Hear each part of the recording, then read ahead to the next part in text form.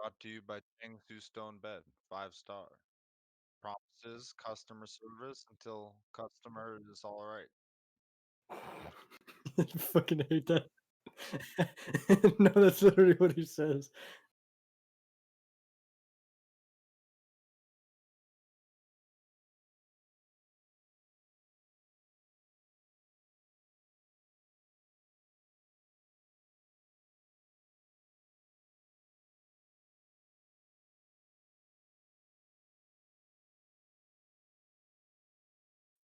Get fucked, nerd. Get comfortable, boys. We're in for And the long ladies, there haul. might If you're listening to there this, might be no. one girl watching this. We'll see. I mean, I imagine Boo will eventually ambush Holly with this. So if you listen,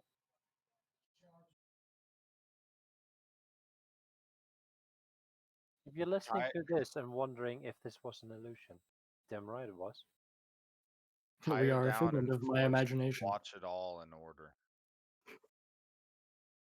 yep, just full on Ludovico technique. Just tie her to a chair, scroll her eyeballs back, and play this thing over and over again until she learns to hate all 5 of us.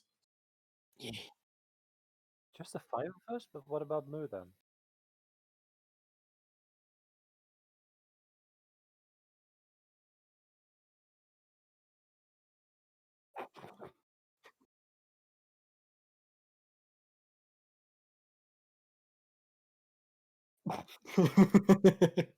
Beat his ass.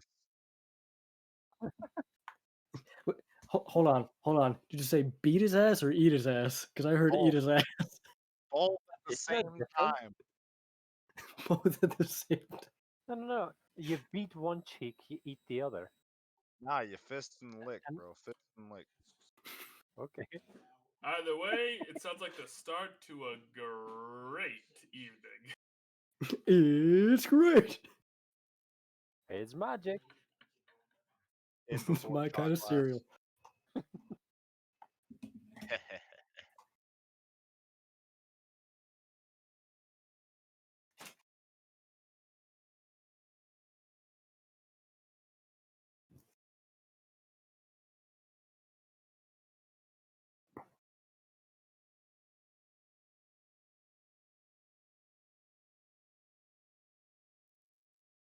AKA listen to the VOD in the background.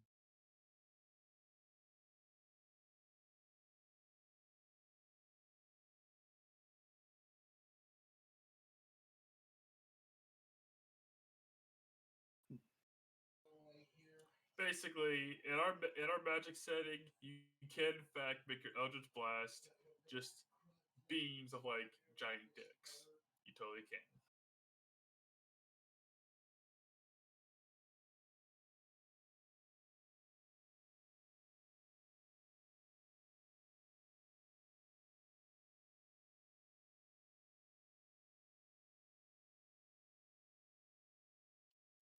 Finally accepted it, have you, Moo? The sun will die when this podcast ends.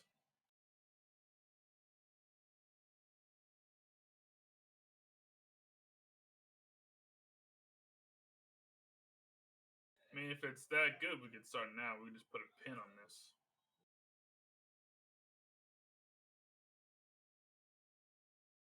Yep, that's fair. In fact, even House Bench do her job for once.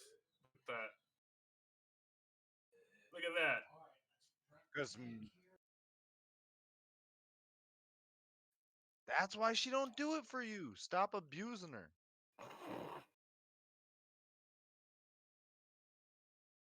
She's gonna call HR on your ass and get you thrown in jail. I am the Senate. That's how you get your ass thrown in jail. Yep, 100%. Hess is secretly like the final boss in the pit fights. She's not a boss fight, she's a magician. And sometimes her spells fail, and sometimes they succeed. We call that wild magic. What? Depression's not working? Yeah, I believe we're still on enchant.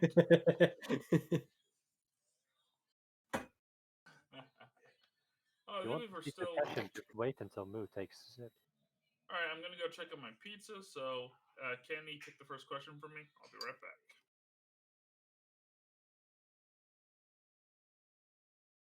What was the last screen that you have saved on there? What's the layer?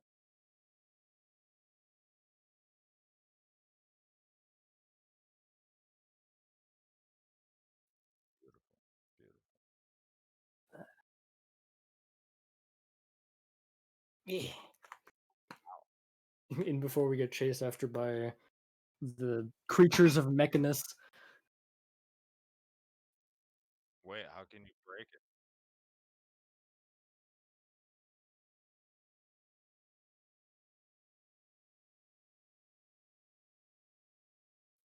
But how?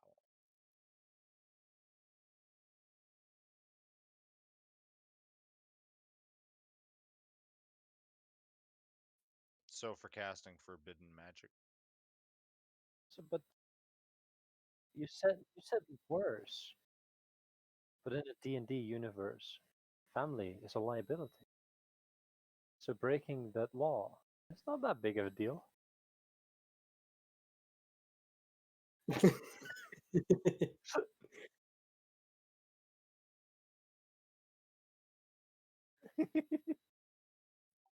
So what are the forbidden magics in the world, and what constitutes a magic to be considered forbidden? Or Sex magic. Oh god. Slanesh. My name is Boris, the love hangable. The love hangable. In other words, you end up in a nightclub. You might never get out because you will literally exhaust yourself. Bow, chicka, bow, wow. I mean, it was hilarious, but probably not a great session for him. It was a good story for the future, all right?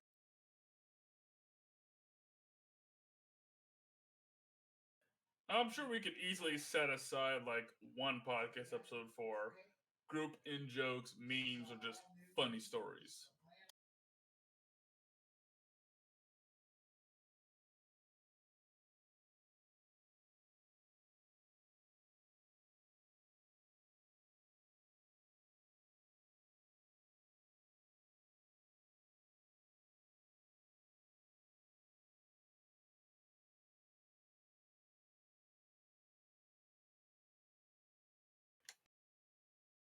The Shadow Realm, Yu-Gi-Oh!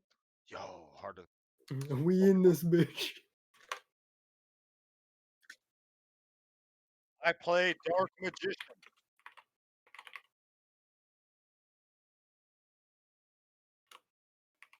I In conjure attack white mode. card.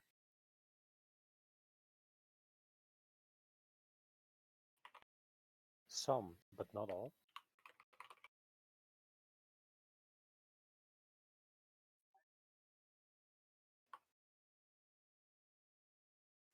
So raise dead is forbidden because you have no choice. No. Raise. Oh yeah. But Animate Dead doesn't give it a soul. It just making use of the corpse.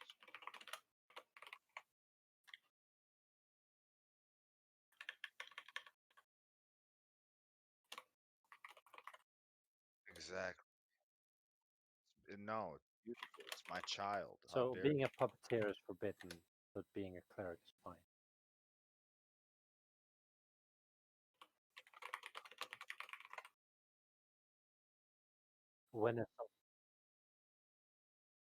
When is something classified ancient?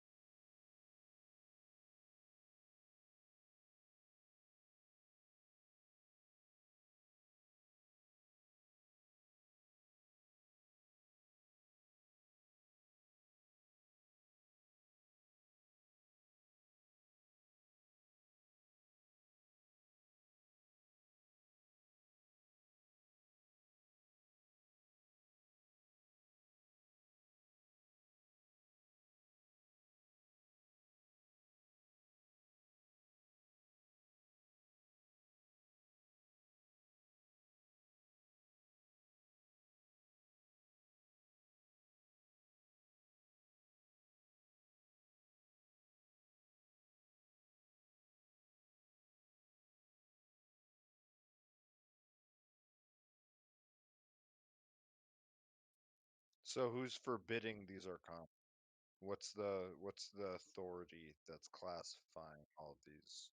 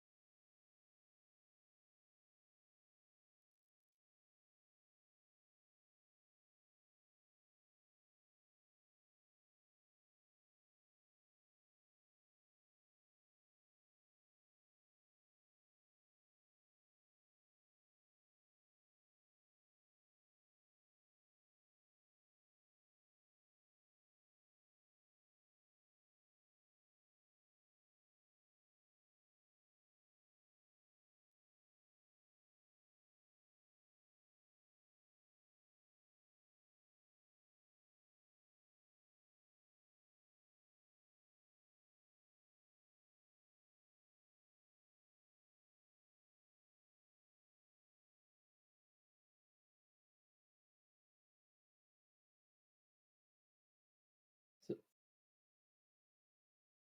if I remember correctly, reincarnate itself causes a lot of stress and such. So I can only imagine what that cyclical reincarnation will do to somebody.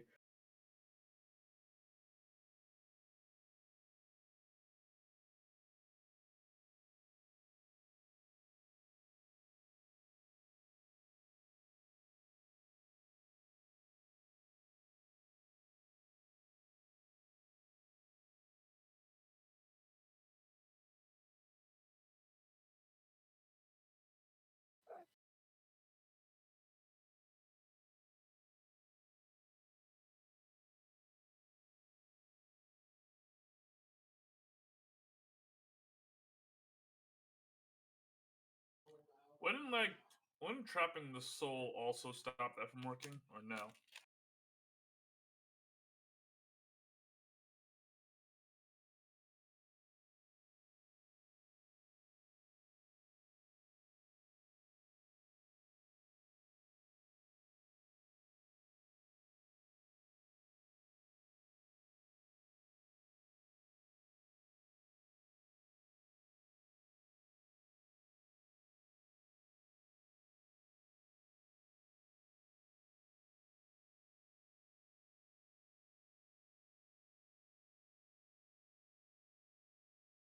It's Holly come to beat your ass. Speaking of magic, how does that pizza look that good on camera? So let me get a slice. I give you some, but well, you're in other half of the world, literally. I know, right? I mean, the half Hand of it the through the world is camera. ancient history to yours. Just slap against the camera. Yeah. The camera's high quality enough. Throw that motherfucking slice at the camera. It'll come through. So what do you have? No, you're muted, so it doesn't work that way. I gotta get used to some stuff for saying, but yeah, it is a margarita pizza. It is an oil-based pizza made from mozzarella cheese, tomatoes, bit of basil, and from an olive oil base. It Nice. is very delicious. Yeah, man. Looks really good.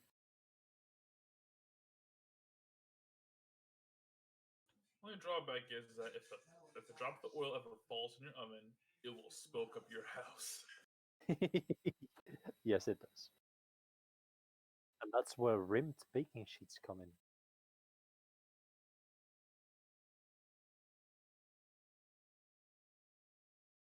Ooh. Ollie's fist.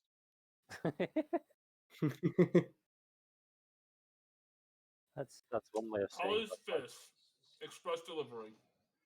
Yeah. It's a 5th level spell.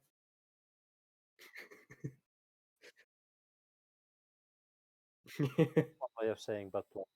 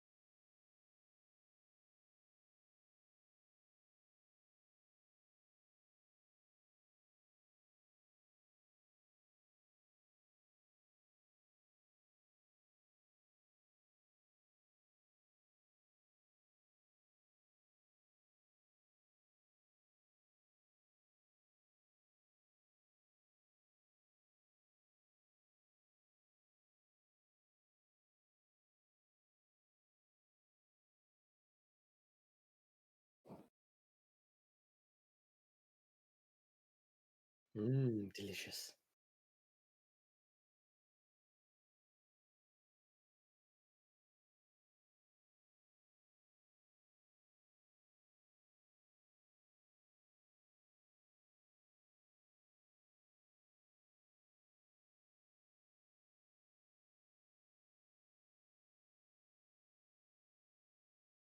Maybe.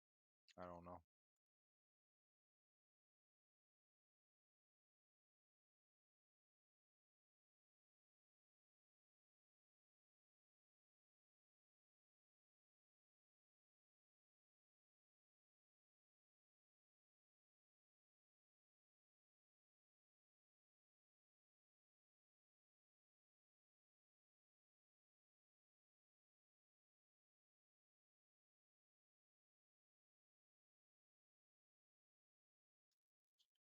So, what are the repercussions of using forbidden magic if it was created by a council like thousands of years ago?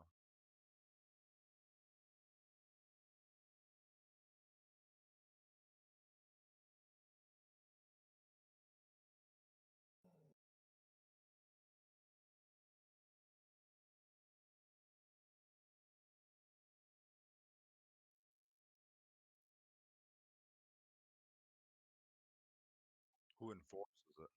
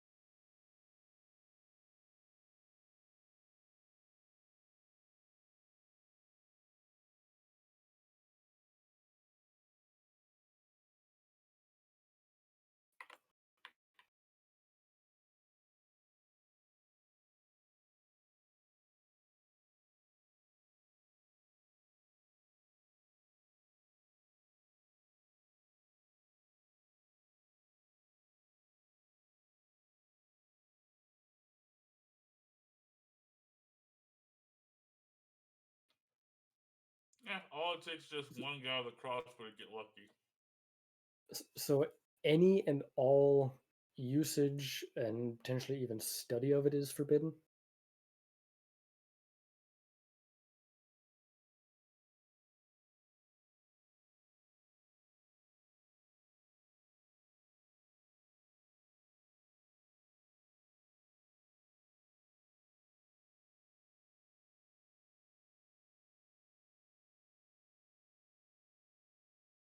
Hmm.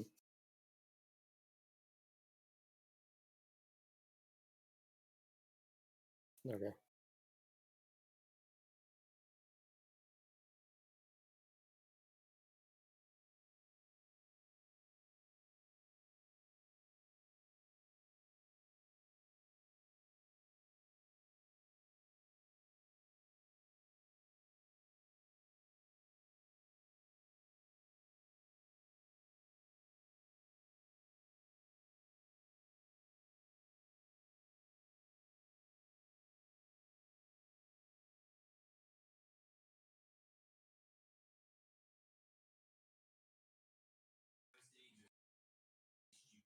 is Forbidden Arcana purely from those schools, or can spells that are of sufficient power or destructive potential become Maleficarum? Like I remember that I invented a spell a while back. I think it was called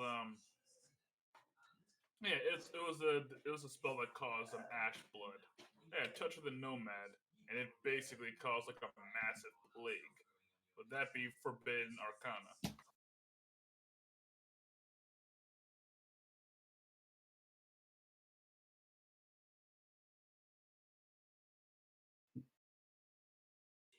I know it's curable. It's just really you just need high level resources to do it. Like so, call you need a greater restoration or a series of very expensive medical baths, which would require like clerics their high teens to do it. Most of the people who catch a disease do not have access to that, and it kills them horribly.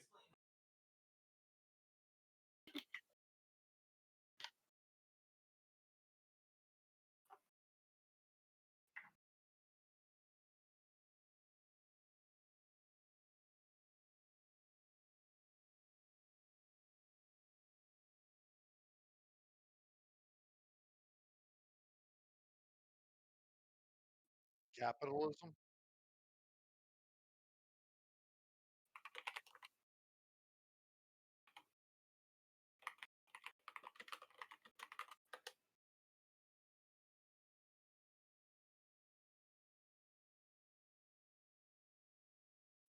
Okay, get them grades up.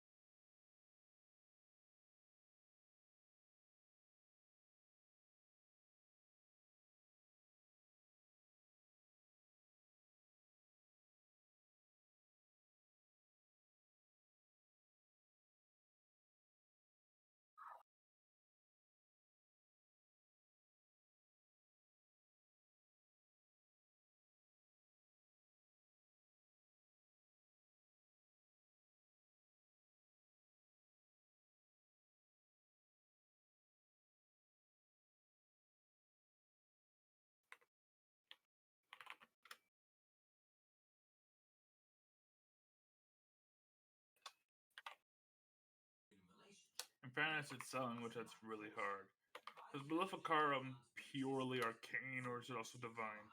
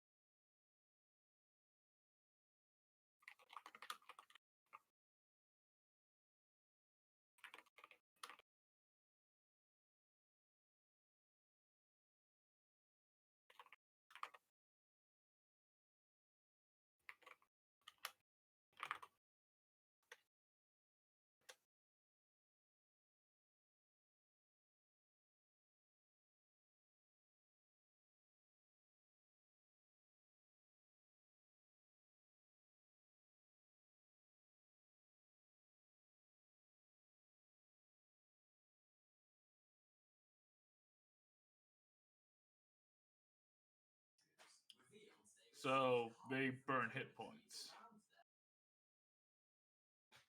Oh.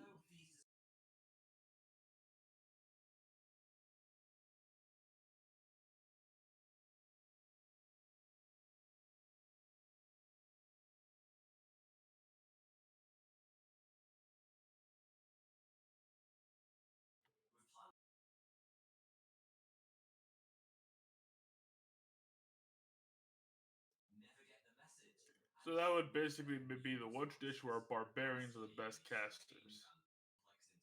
Because they got D12s to work with instead of, well, D6s, D8s, or D10s. Oh, is it like tied to? Is it tied? So do they use their Constitution scores as their like their casting modifier for that case?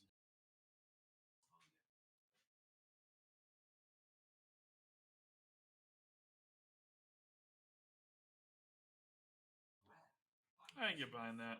So is it like a class-based ability, or is it just?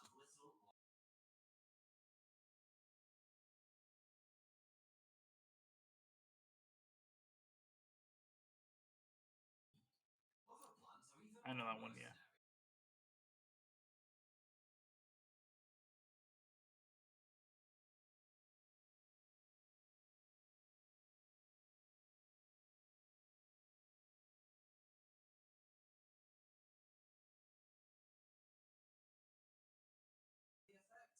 I mean, because like we're talking about it, that would be an interesting option for me to get my hands on. Because Space has a D10 hit dice and a good Constitution modifier, he'd be pretty good at it.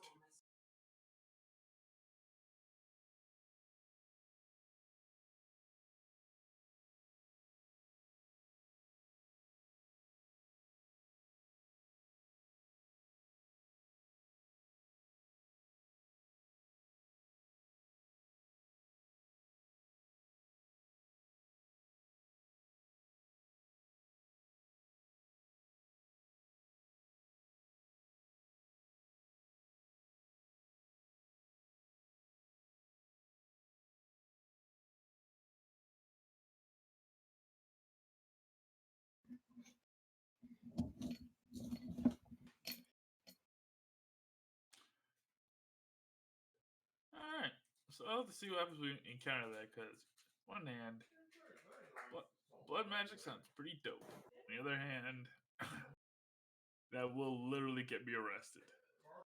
Yeah, when I was playing Aiden, just the cleric subclass that had all the stuff already prepped, it seemed very interesting until he died. If Yep. you get caught,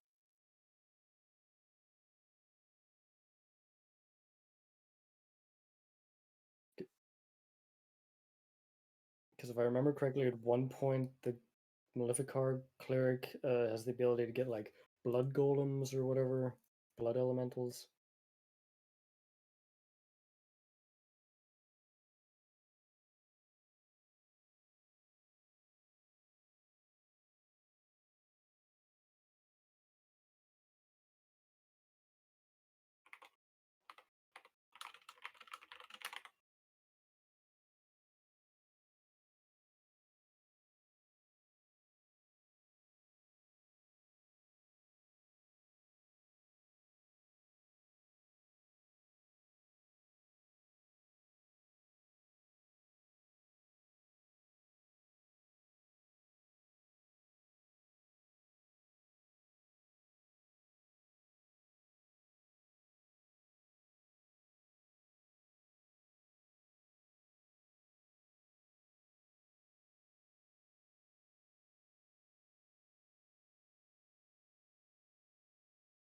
Dominate person is not Maleficar.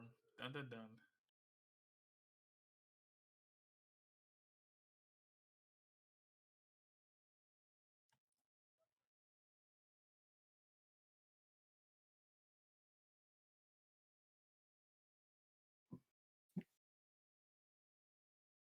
Kind of similar to suggestion. whoa, wait. That means Geas is not a forbidden spell. That's totally straight up legit magic. That's fucked up. That's the scariest fucking spell in all of D&D. Yep.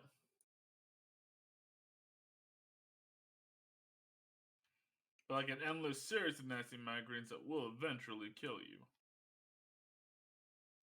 I mean, I think Gaius can be removed with like spells. A Wish. wish. Only a wish. Well, I guess Gaius wouldn't be much of a level 8 spell if it could be knocked out by Dispel Magic. True.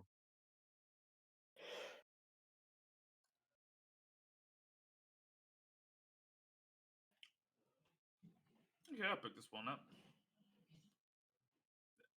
This was admittedly when I was still working on enchanted items, although I might have moved past that now.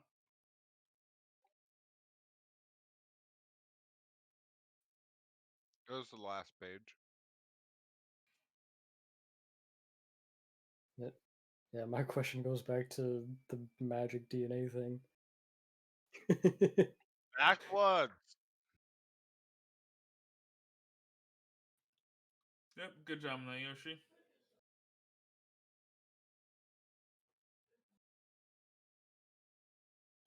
Alright, this question was about enchanted items. Mainly, what effects does the advent, and in your case, mass production of magic items, have on society in general? Yeah, because I've noticed that like our two campaigns, we practically tripped over magic weapons after a certain point.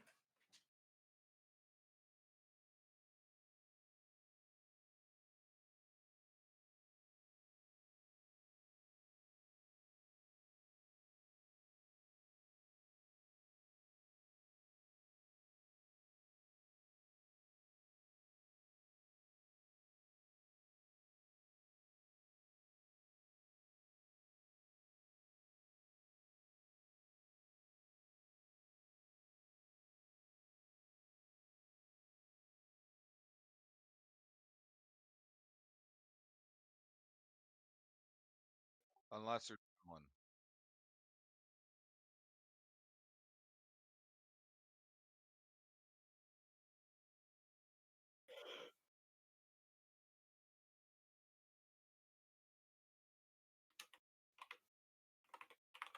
No, I have Ghostbuster. Thank you very much. Yep, Henry's sword. Busting makes me feel good. Yeah, oh yeah, and a Coronar spear.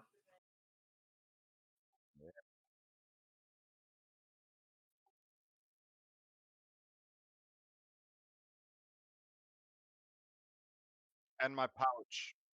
And my pouch. And the magic shield. And the magic shield.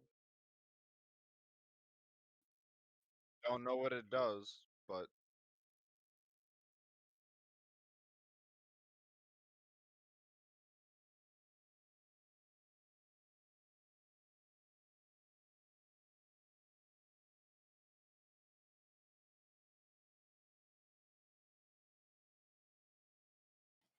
Oh yeah, it's that's still magic. that spice pouch that Henry has. Yeah.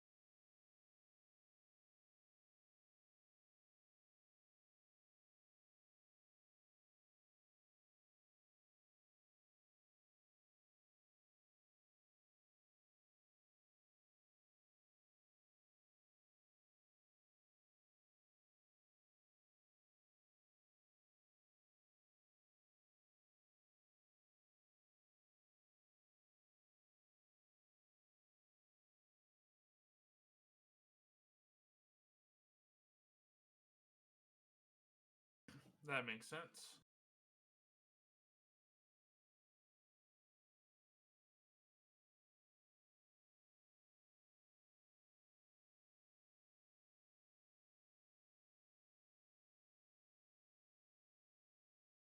Don't think so. Maybe. Oh, Oh, yeah. yeah. Yeah. I remember that. Yeah. Balloon theory.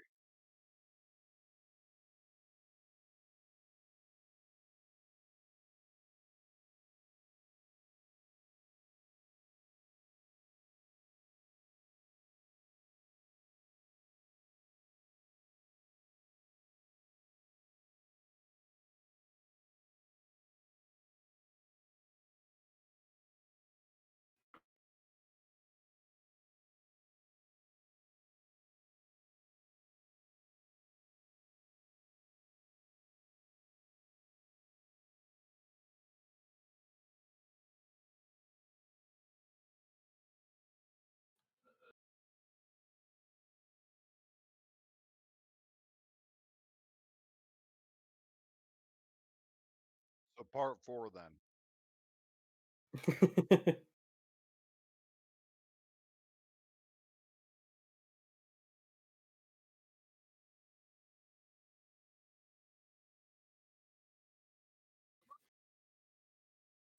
Yoshi had a gene theory question or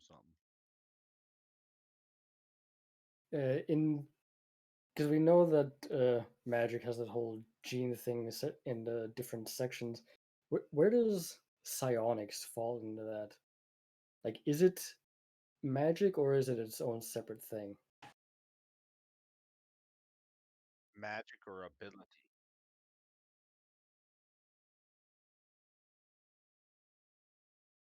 Yeah, because that's one of the things. Raw Unearthed Arcana Mystic describe it as a special form of magical use.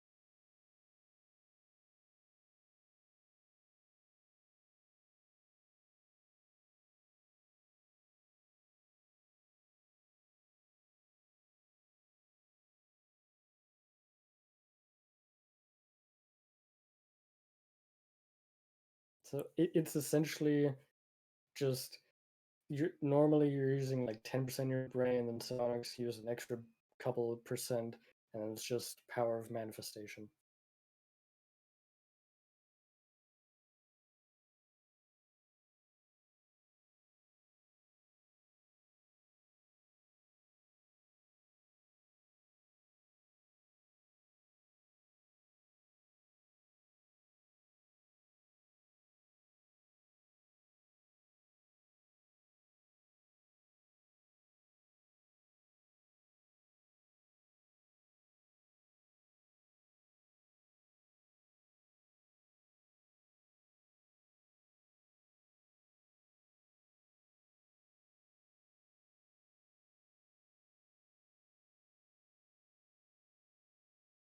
Okay. Uh,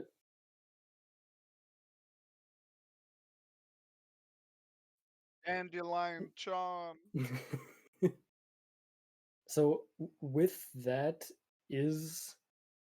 how is psionics affected by like magic spells, like dispel magic and such?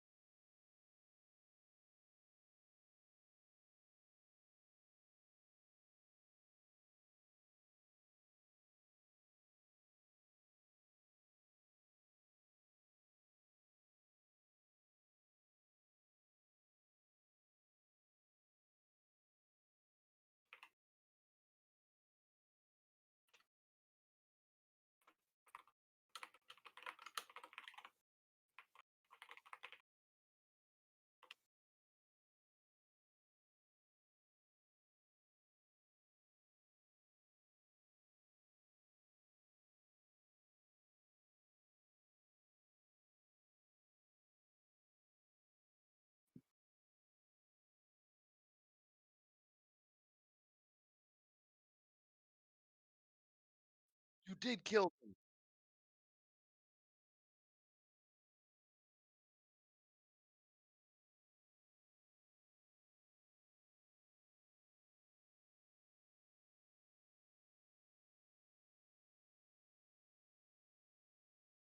So it'll be affected the same way as magic.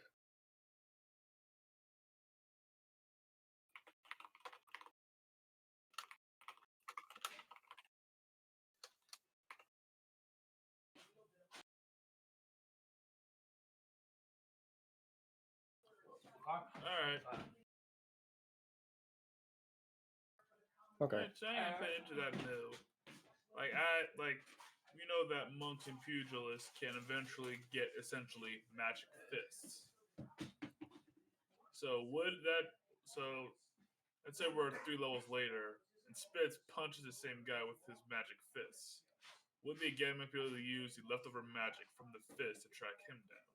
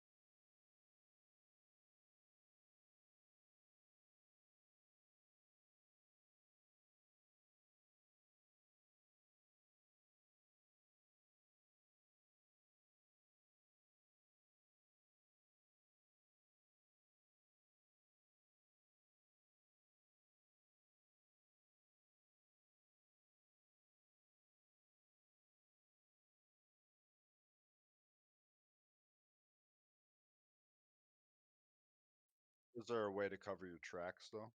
Is there a way to like? Does that cover up the tattoo for good? Like anything you interact during being under the effects of non-detection doesn't leave anything?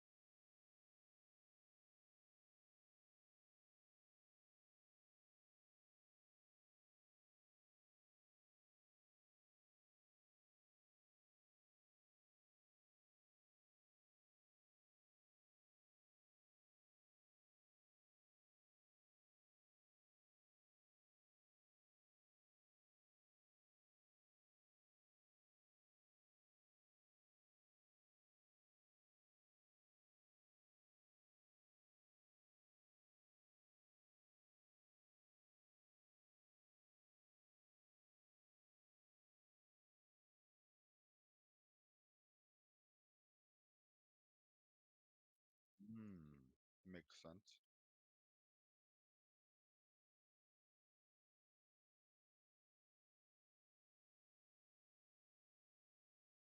Considering magical tattoos are technically scars, wouldn't things like cure wounds help with that? Or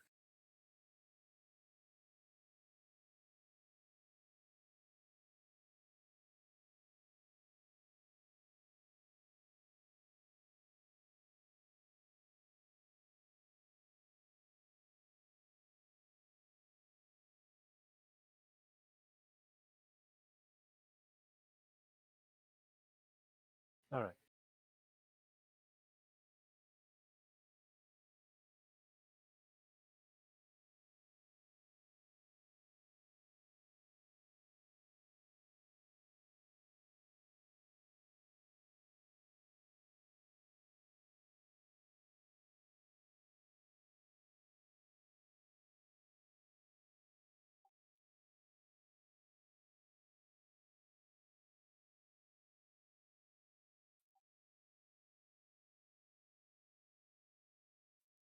So what happens in the instance that Spitz is fighting two separate monks and they both punch him one after the other in the same spot? Would it make the first punch undetectable because the second punch is tattooed over it?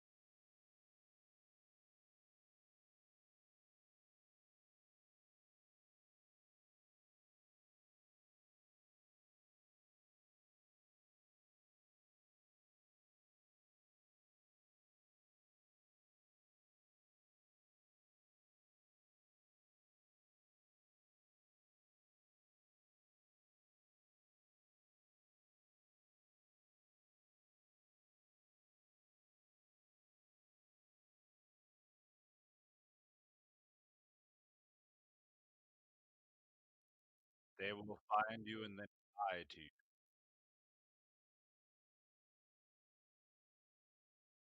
Just glad one of them isn't working for the queen to try and find me. Bloodhounds. You shut the fuck up.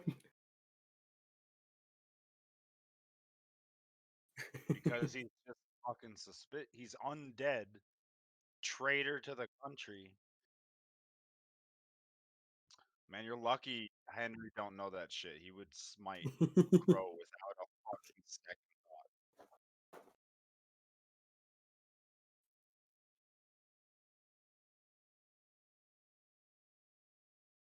And I revealed his secret Good. somewhat. He's better than Bright than Blight.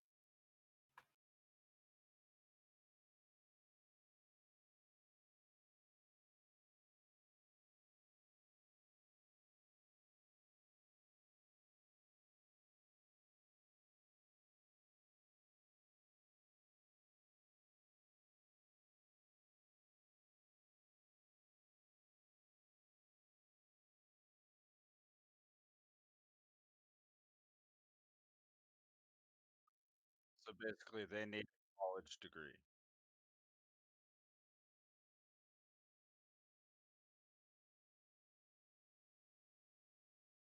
So an int So of 10 will decent suffice. intelligence and a decent wisdom.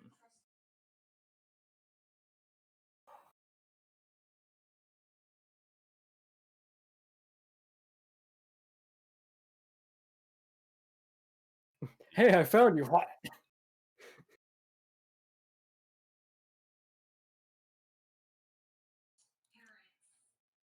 Well, congrats, you found me. I'm gonna kick your teeth and you won't find nobody ever Now again. let's see if they find you. Officer, here's Johnny. Yep, you gammas or just catch a criminal that just get their teeth kicked in. But hey, now they get to find out if butt kicking insurance exists. And Moo left. He went to go get some butt kicking insurance. Oh man, he had to He, reapply. he knows it's coming from Holly's Holly. gonna make his premiums a nightmare. He had to reapply Holly's fist. Flopped out.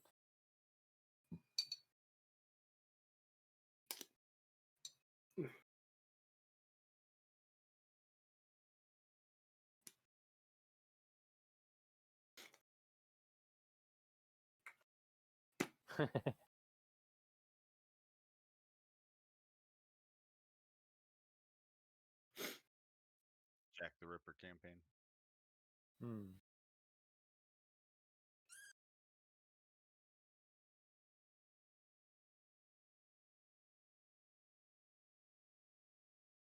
Yo, that could be an interesting villain idea.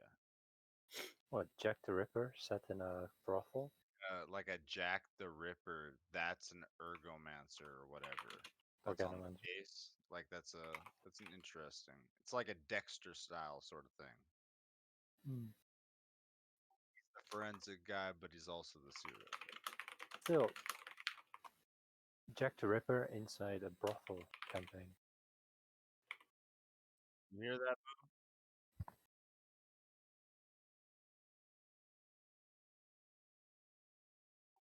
Ding Good. dong. Rick, he's back. Yep, he has returned. All right. Beat him with the bat. Tempting, but no. We need his brains intact. For now. I didn't say For you had now. hit him in the head. True, but we don't need his knees or elbows. Oh yeah, and he's in Scotland. They have universal health care. Never mind.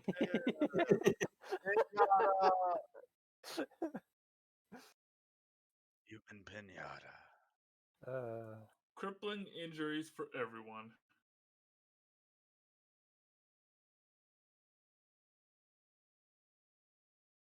Be a man.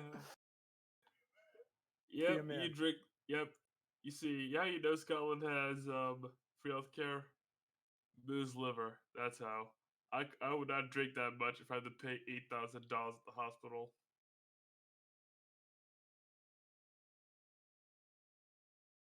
All we do is Boo, pay for you parking. literally kill a bottle of wine during this podcast.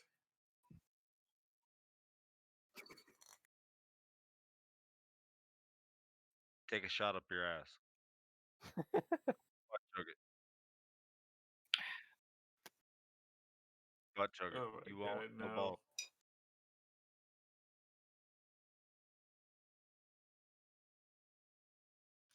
A 12-year-old can buy their own scotch.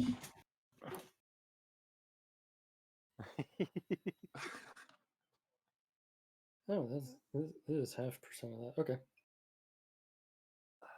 The only way to get Great, let's talk about magical booze. Does it in fact work like a potion? booze. Booze with a Z at the end. With a Z-E. Yeah. Yeah. B-O-O-B-Z. That's what I'll do. where are my magical breast implants? Yeah, that's what I'll do. So tell me, I know how That's to what tell I'll do. the, That's a gay man about tits. Sure. I know how to tell the difference in real life between fake or real, but how do you tell when magic's involved, man?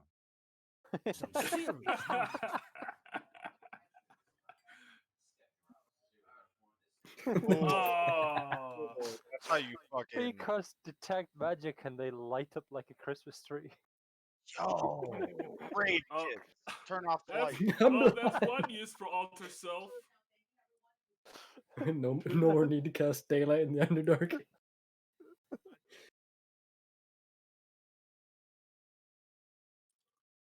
I Like, hear boobs every time now. I imagine there's like imagine there's like magic food out there, right?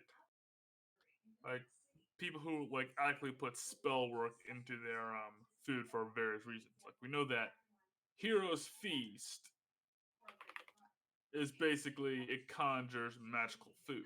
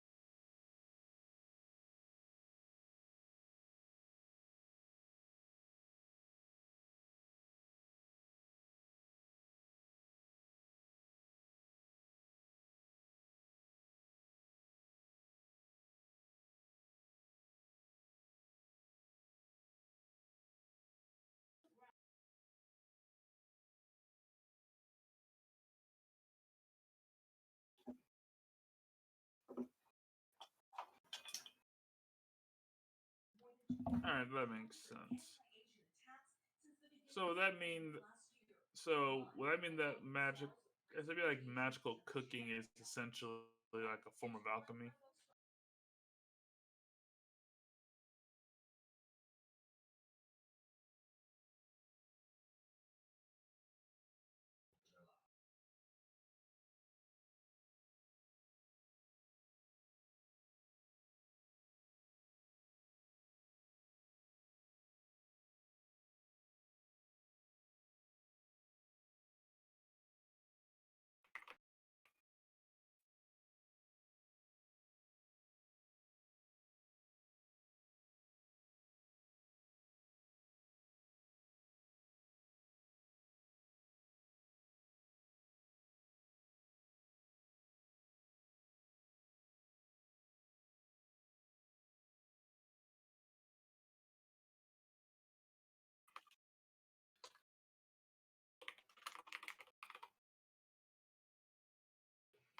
Alright.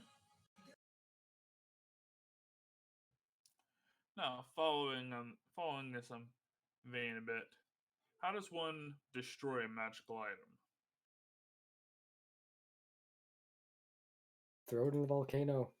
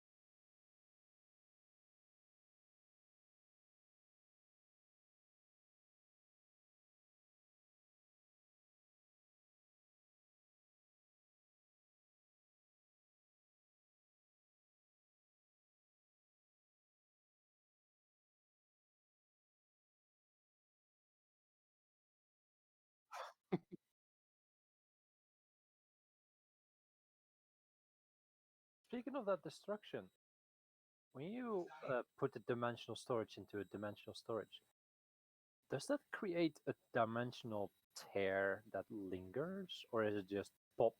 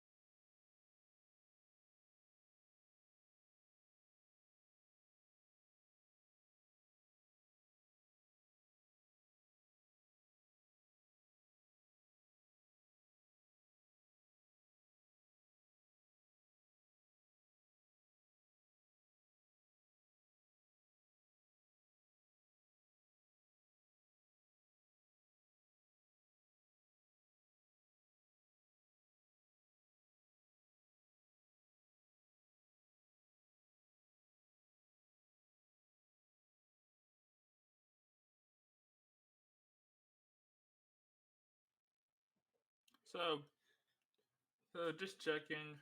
How common are bags of holding?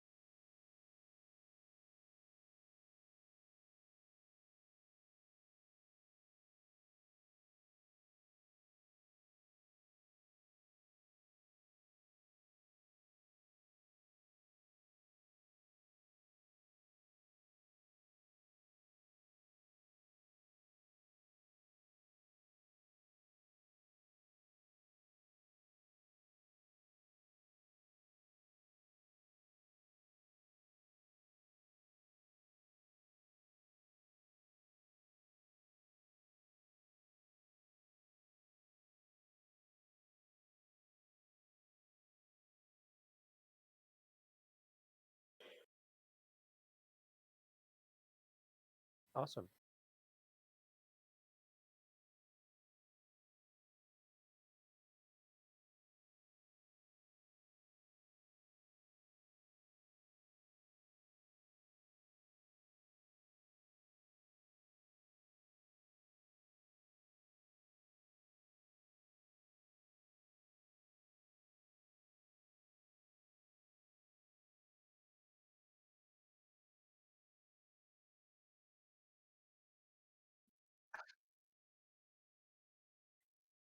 And our old characters own most of them.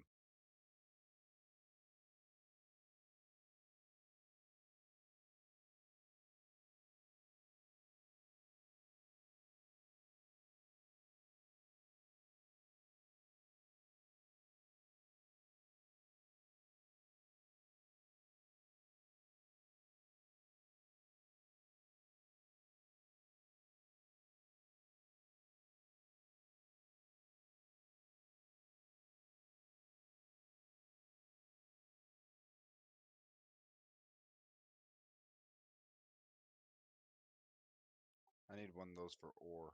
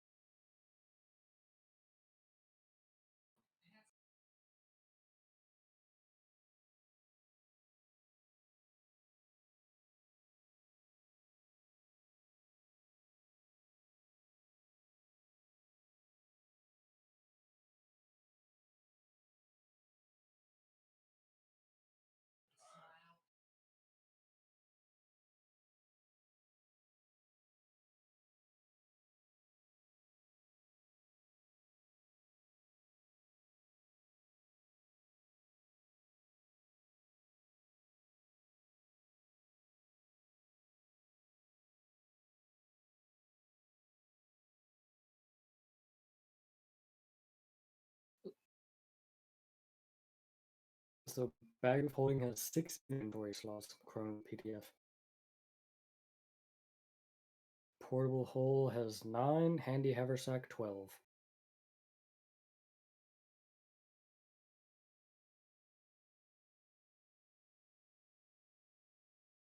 Yeah.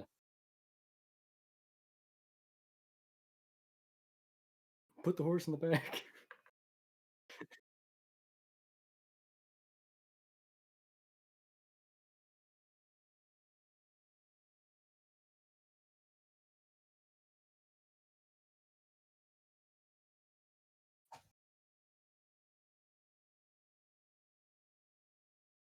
The world. Oh, that something includes yourself.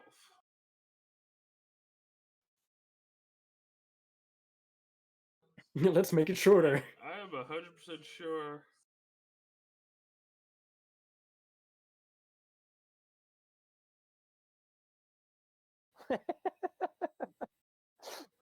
Be a man.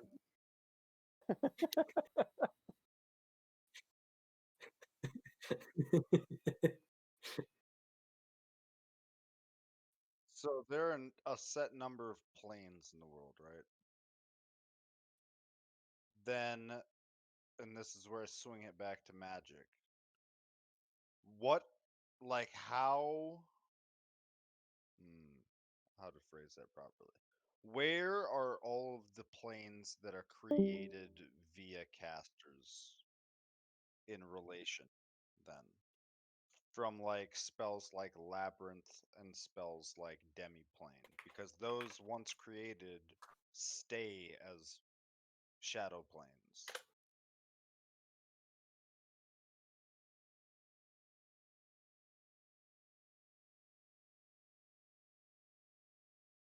Oh, I just saw that. I was wondering who left.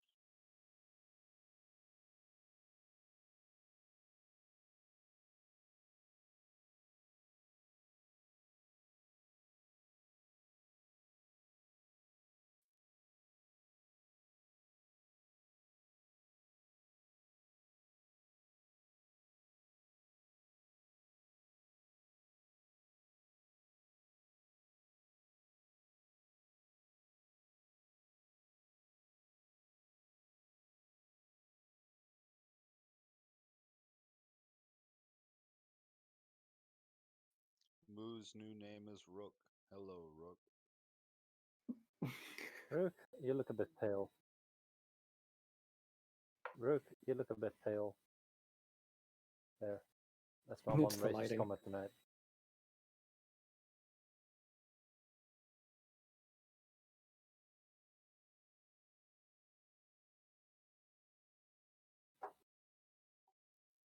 Center my circle. If you are watching your stream, you sure you've got nothing better to do with your time?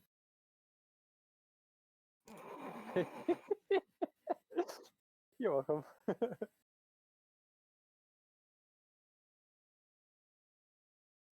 Okay, so spells like Labyrinth and Demi-Plane create planes of existence that just stay. They don't go anywhere. Even if the wizard were to die, Demi-Planes stay because of things that they could have put in them. And they're like realms that, if you know the passcode, you can get to. So, how does that incorporate with there being a set number of big planes in the universe? Are they all just surrounded by like thousands and thousands and thousands of wizard made fucking little nightmare planes and shit?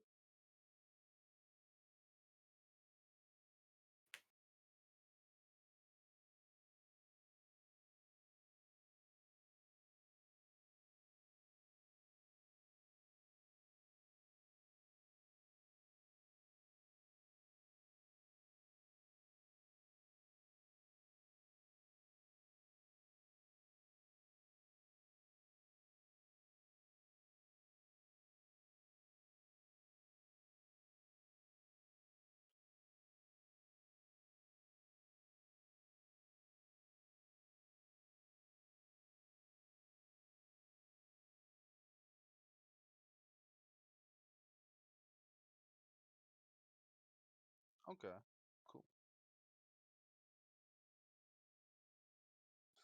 Tell him to shut Happy New Year! the fuck up.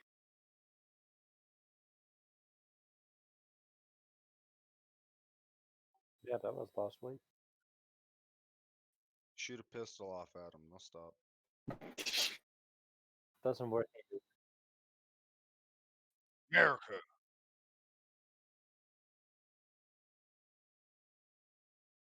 Take the Get a shot. slug.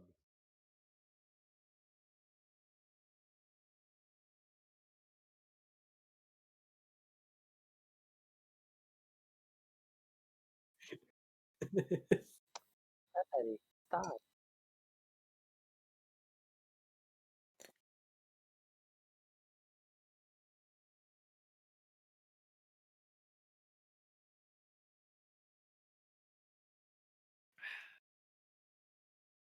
Or he partied a lot, really hard.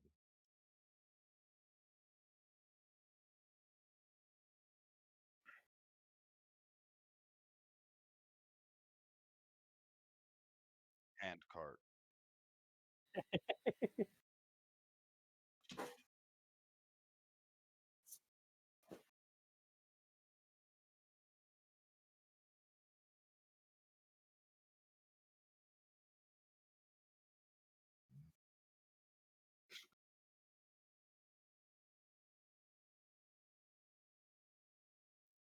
So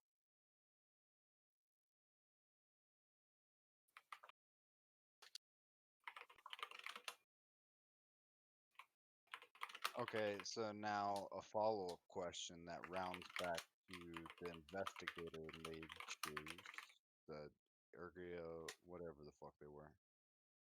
Yeah. How does that work if the the item or the person that they're tracking goes into a demi plane? Because they can't like how though? Because a demi plane is completely locked to a caster. Literally no one can get into your demi plane unless they see you specifically cast that spell.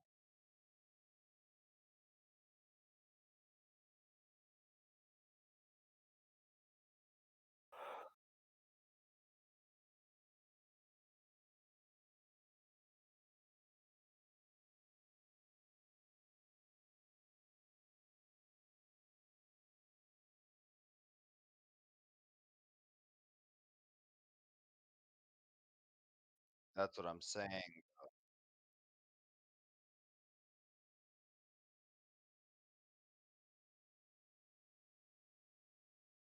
That's what I'm saying though.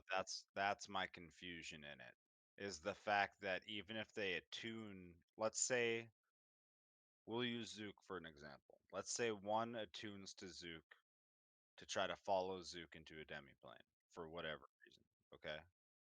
The way demi planes work is it's not tied to a caster.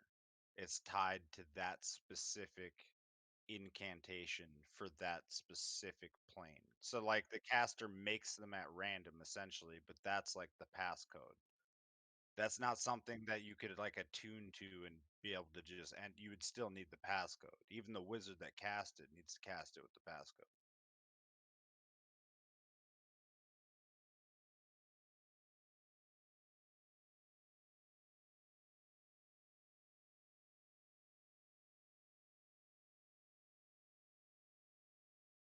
Mm.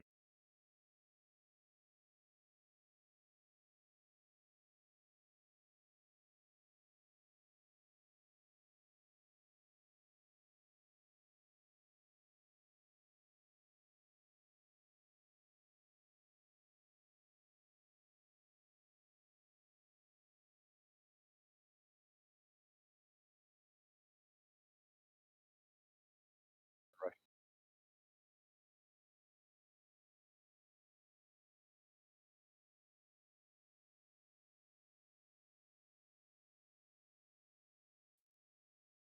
I mean, technically you don't, but I get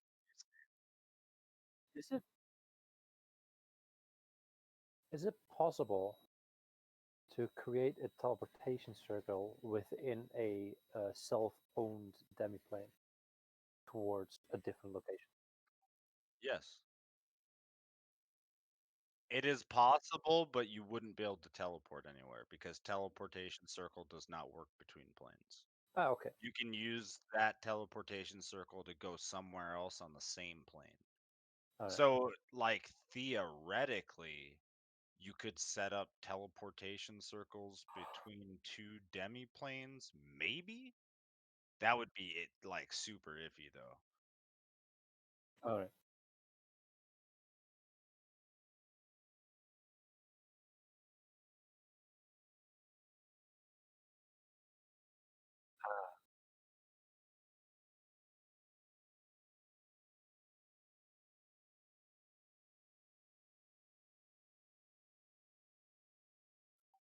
Hot tub.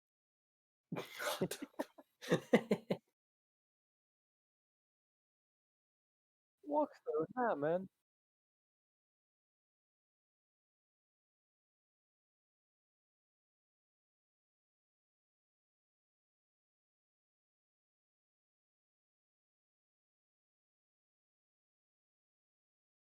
Yeah, Henro's fun.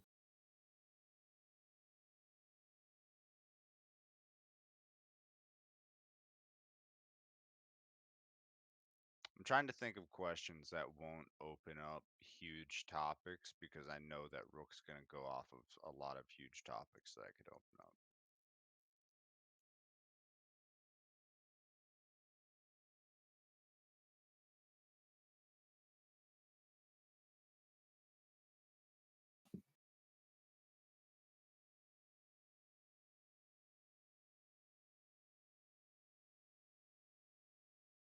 And then come back to finish Magic because this is going to be a 100-part series, no matter any way you try to slice it.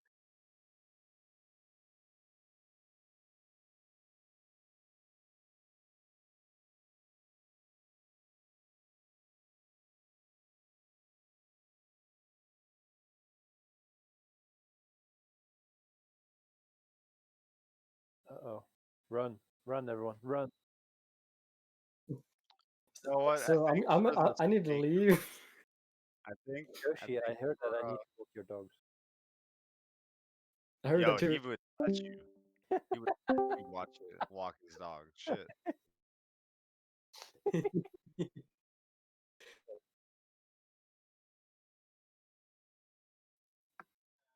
I think for the I was gonna say, for the sake of your own sanity, I think we should give you a chance to ask some questions before we berate you for like another 3 or 4 segments of Magic.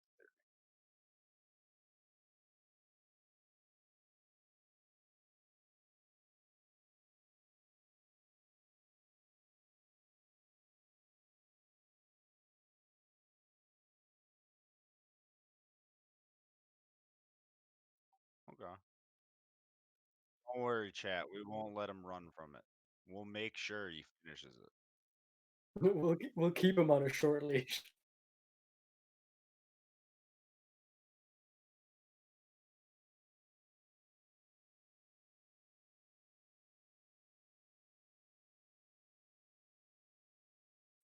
A shock collar.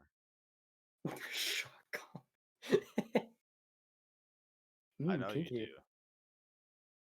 Right next to the handcuffs, still hanging off the bed. Clean up after yourself.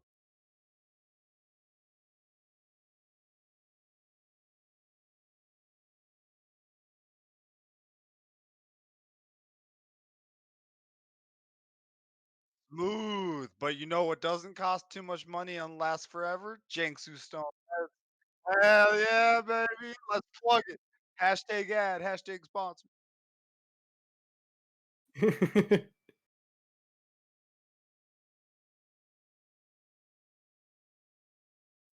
Yeah, he does. He wants a stone couch. Stone couch. Stone couch.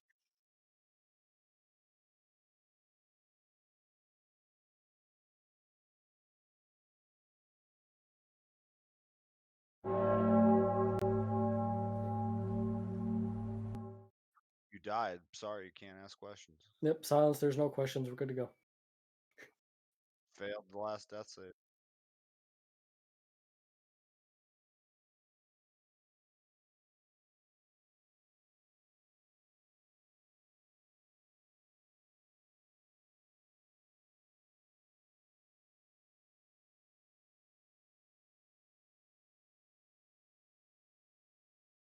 For which characters? Because every one of the characters has different styles.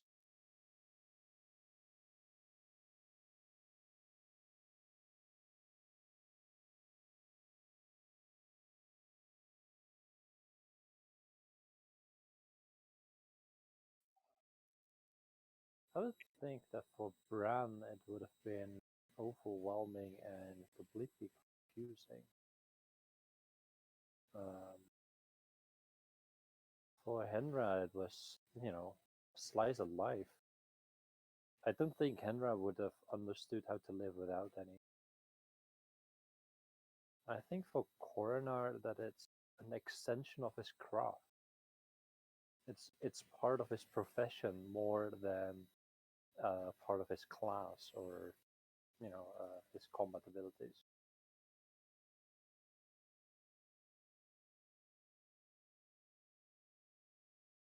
Yeah,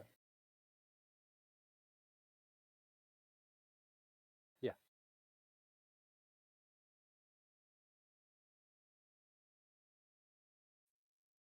Well, you asked a very interesting question. How do you perceive your character's magic? Well, when I was playing Zook, my perception of Zook's magic specifically was very intertwined with his emotions, kind of like an electrical current that was around him. He had control of it for the most part, but it would flare out of his control based on an emotional mood. David's was very, I mean, without being like silly about the weed thing, his magic was very like calm and chill. I think he only got angry like twice in the campaign.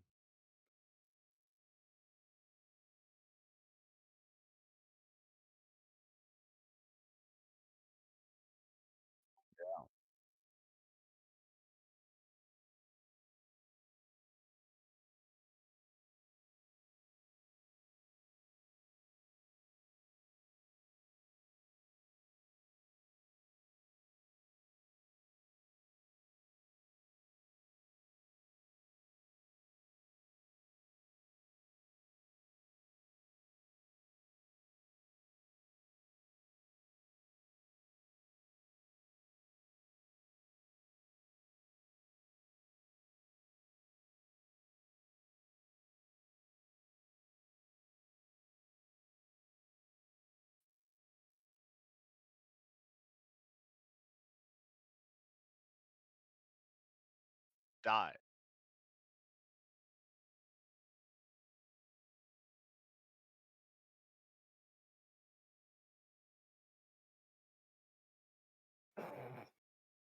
Oh I, yeah. th- I, f- I think the way David would have perceived his magic is he was a very go with the flow sort of person, but he went with the flow with purpose though.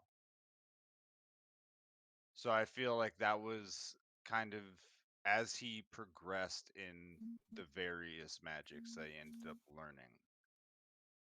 He kind of felt like that was him tying sort of everything together so that he could accomplish what he needed, almost, is how I feel he perceived that.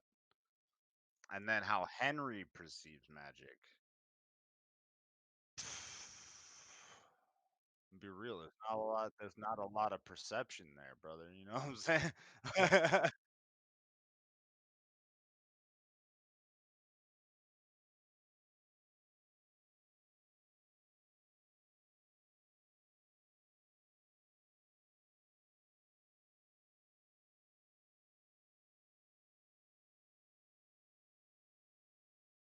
Is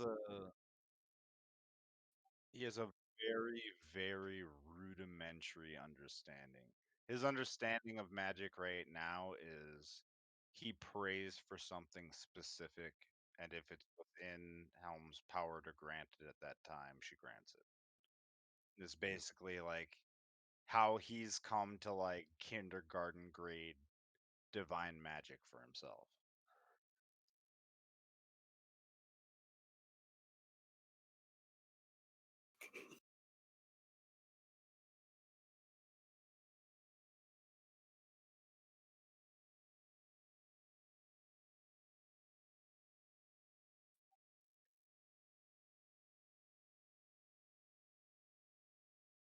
Maybe. I don't know. I haven't decided how I want him to describe it. I cast fireball confetti.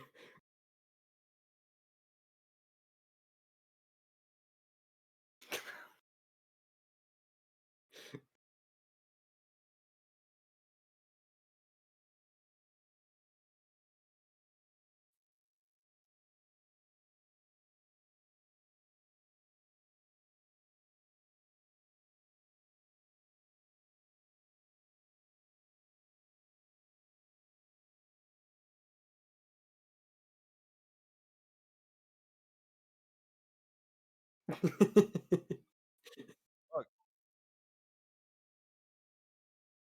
And there's something weird going on around me. I like magic, and I like using magic as a way to challenge me to role play magic classes in different ways.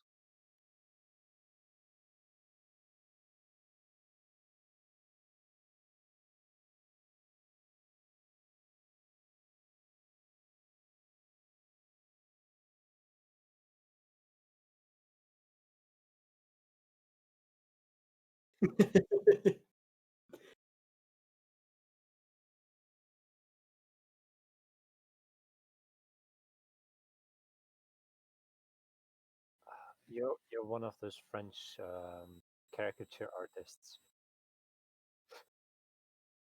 Just sitting there on a chair with a piece of paper in front of you and a charcoal pen, and just drawing and sketching. Ta-da! Are you inspired yet? No. Yo,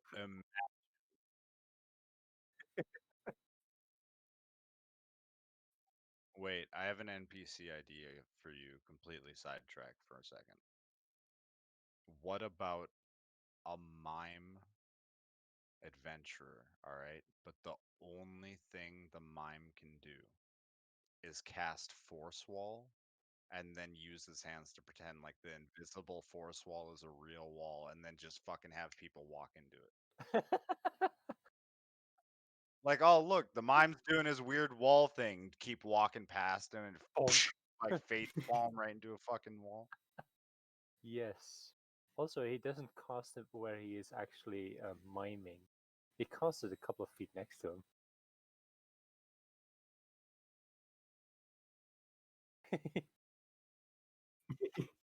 You're not supposed to talk. Holds up No, a no, sign. no. 10. He's got one of those pop-up wrist messages. 10 gold, please. Uses thaumaturgy.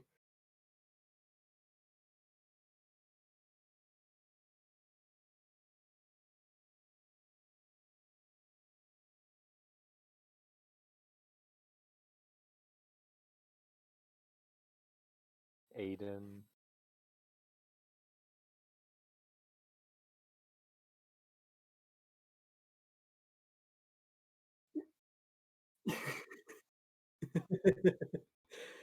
uh, Sathia, he was. I imagine him. It was more like him harnessing his personal belief in himself and like that others have the ability to be the better versions of themselves. And every time he used magic, I saw that as like his eyes glowing, a the fuck's the word? Not like an ethereal version of his wings kind of showing up behind him. And yeah, and while he was going through the different stages of the I forgot the race. The Reef. Yeah, the different sections of the Azamar from the good to the evil. Like see, every time he cast a spell, you saw his wings kind of like decaying and then reforming. depending on what stage he was in. Aiden, I remember making a fucking list for each spell, what it looked like. Like, uh, Aiden, like, he fucking actually manipulated blood, like in Avatar, like actually moved it with his mind, that kind of thing. Bloodbending. Yeah, pretty much. Let's see.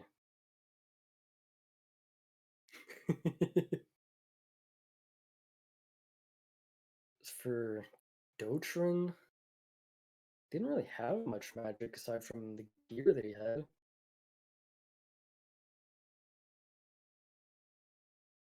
Yeah. No, So he's possessed by one with 4 other quieter voices. four others that are still vying for control and losing. Run through this Kick! run through this trap maze. No! Fuck you, do it.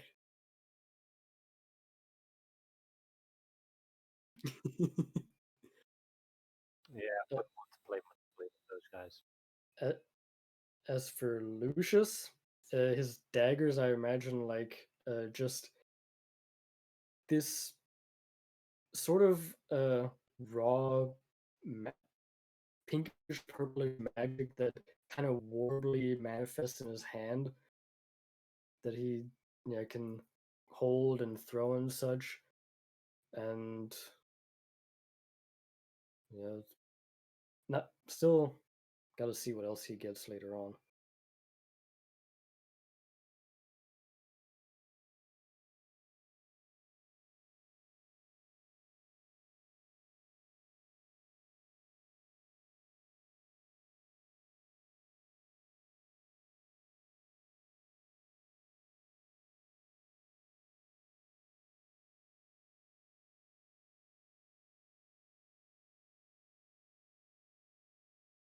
Oof.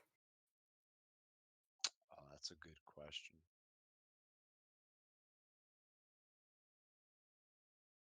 Like one thing, if we could choose one thing.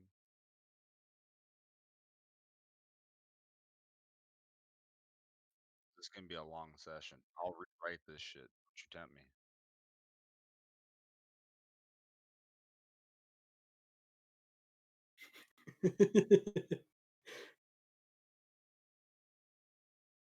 A child's bladder.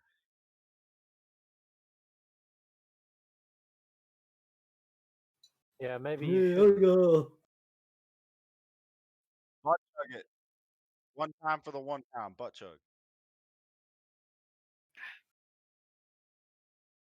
Oh, on Twitch. Twitch exclusive.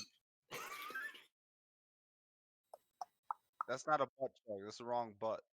The fact that Look, the amount of shit that comes out of his mouth, it's the same thing.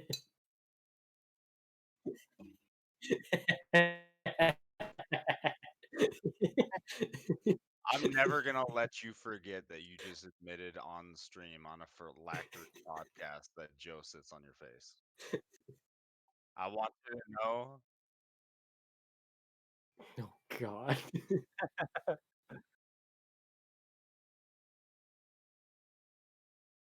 That explains why he has to shave his head all the time on the sides. Where all the air blows by and just the smell, you can't get it out. So we can breathe. Eat nags like goldfish. Get a snorkel up in there.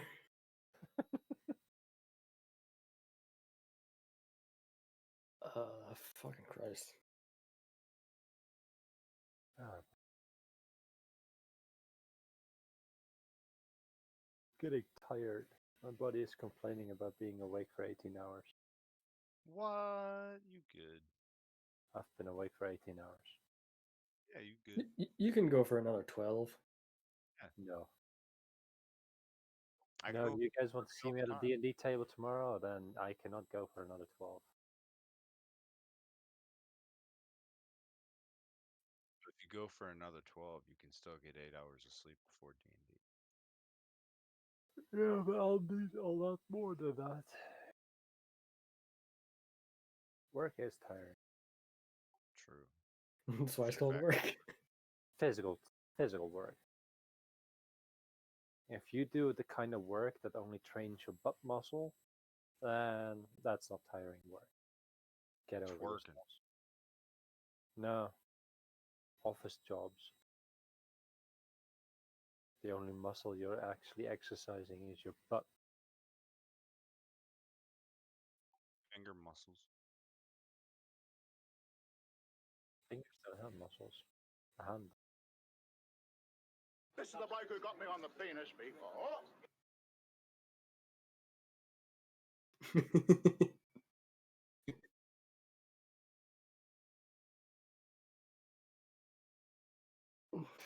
Fucking Christ. Still It's a not married. long ass time. I mean, he's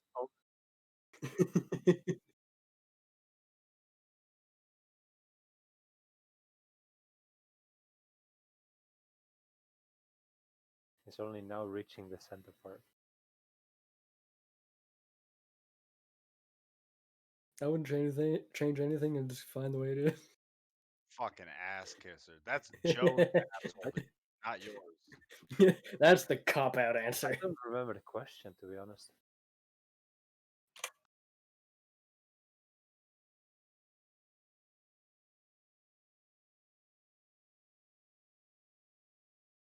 I'm trying to build up a document for rune magic, yeah. As opposed to the current system. I'm not sure. I think the current way magic works for D&D. I just think it is a little bit empty. Actually, no. One thing I would change: support spells, spells that don't deal direct damage but enhance other characters or yourself in combat. I would change them so that they are more viable beyond second level, and maybe make them give them alternative versions at higher levels that become auras that you can pulse and then activate on a group of players.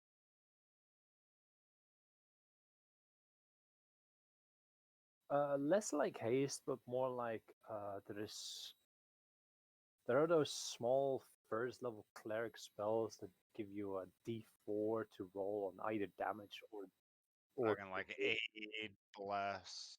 yeah, those small spells, right? Not direct healing spells, not direct damage spells, because I think those are fine, but the overlooked spells. Yeah, yeah. I think I would I would make them more viable in the mid to late game, and maybe see if an aura effect is functioning. Like you can expand an aura of guidance, and then the entire party, for the duration of that aura, has the effect of guidance. And as soon as that aura collapses for whatever reason, that bonus is lost.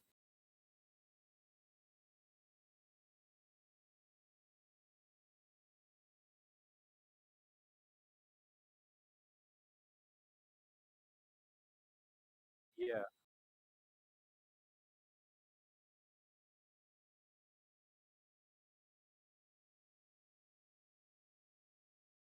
Mm. Yo, wait, but hold up, pause. That spell was made, and I even clearly stated Zook would never use the spell unless his children were in harm, in like danger. It is only made as like, yeah, he made it as like a back door, like an ultimate safety policy for humanity.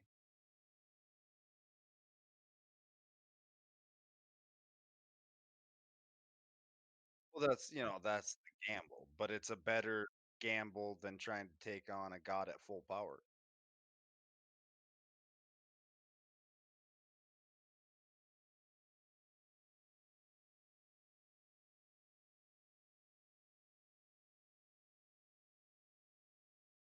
Yeah, a lot of them also require touch, right?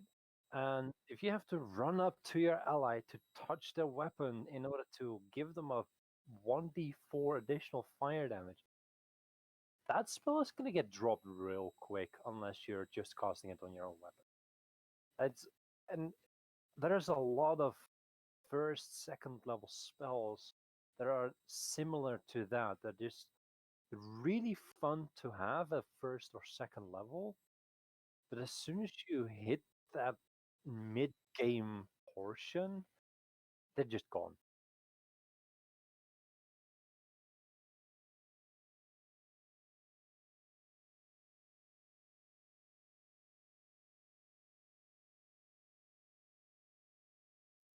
Oh, I remember that spell. Zuko almost got that.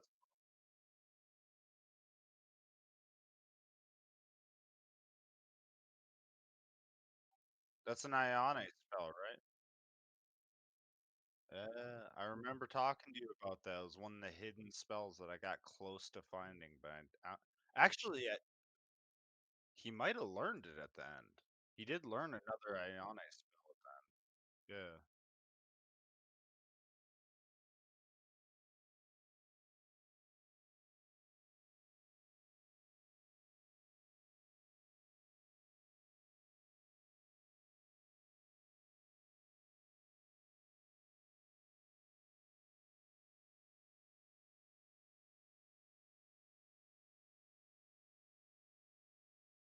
Yeah. Mhm.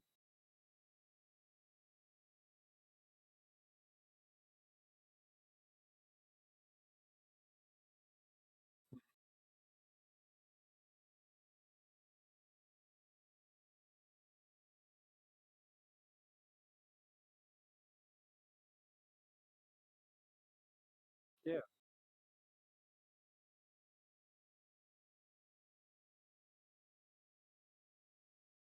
Mhm. I know that some of those spells can be played as a support sorcerer because you have the meta magic effects, right? Where you can do that already. But as a non-sorcerer, support spells just drop.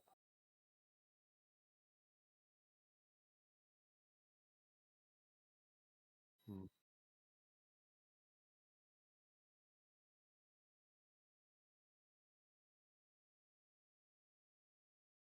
Mhm.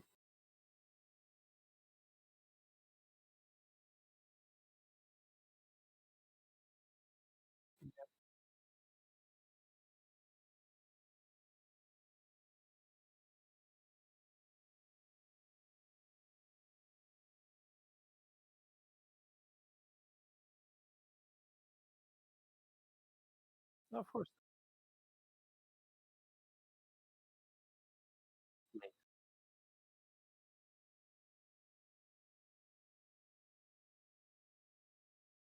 Oh, yeah. But it certainly needs some number tweaking in order to function properly. But you know, reaching that level 7 point and being able to give your entire party of barbarians and fighters and monks and rogues a D4 extra fire damage with a single action instead of, 4, 5, 6 actions depending on the party size. It's really nice. And it's something that the game is missing.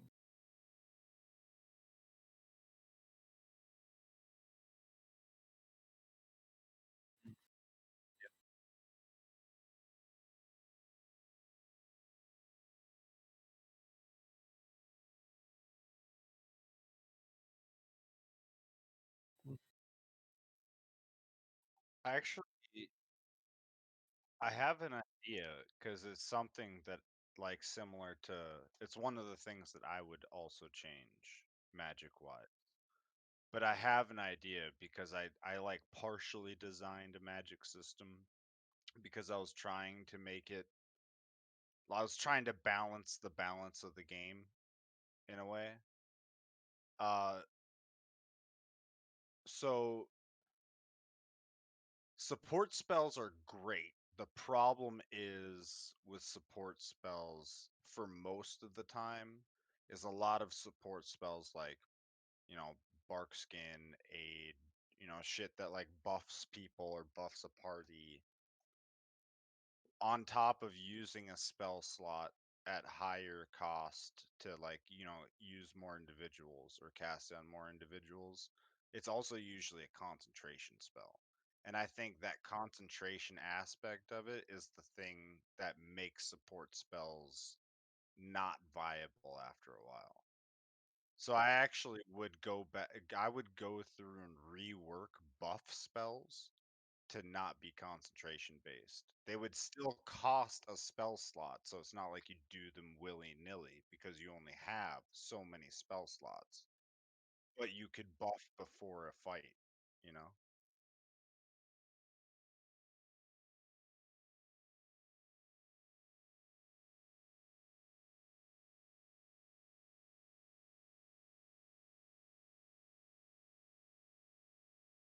Yeah, what you're saying is the individual receiving the bonus is responsible for maintenance.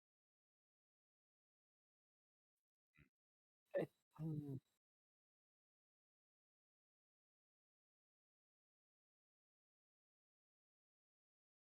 I think I like your idea, but I would tweak it. I would say put in a check for the receiving player, and if they roll that check and succeed, they take over the concentration. Otherwise, it remains on the original cost. I think it would. I think it's because yeah, because otherwise you have that wonky barbarian with 6 intellect suddenly having 4 active concentrations because the cleric was buffing him all over. You know.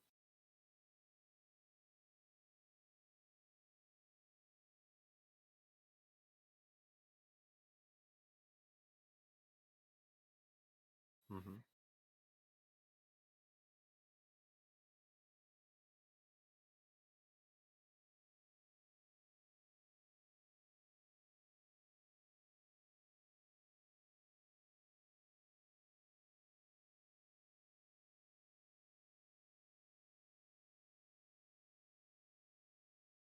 Yeah.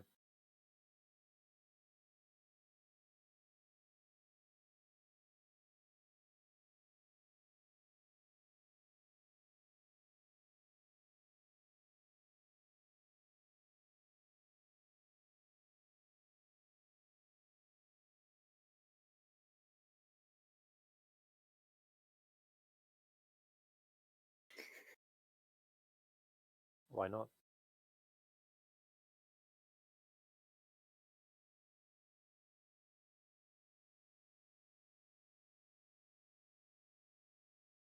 Be a man.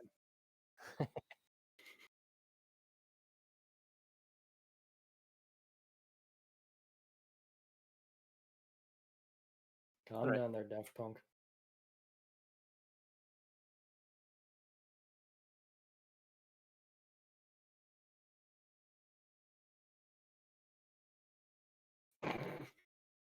Too soon.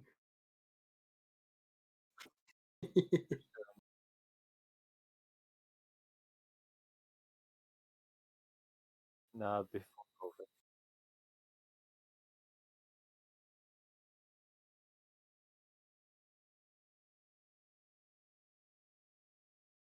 Yeah.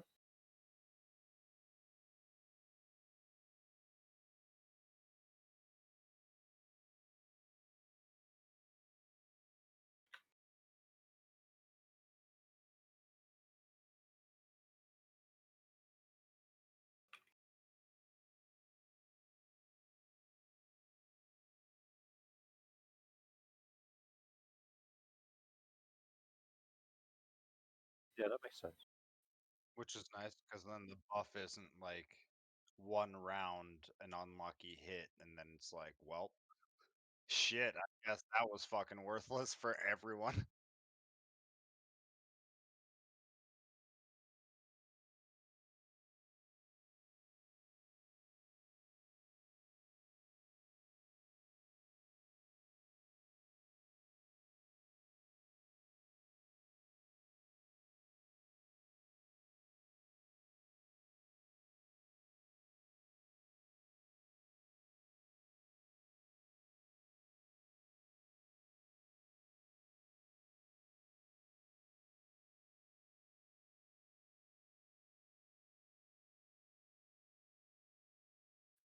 think that's a self-cast only. I'm pretty.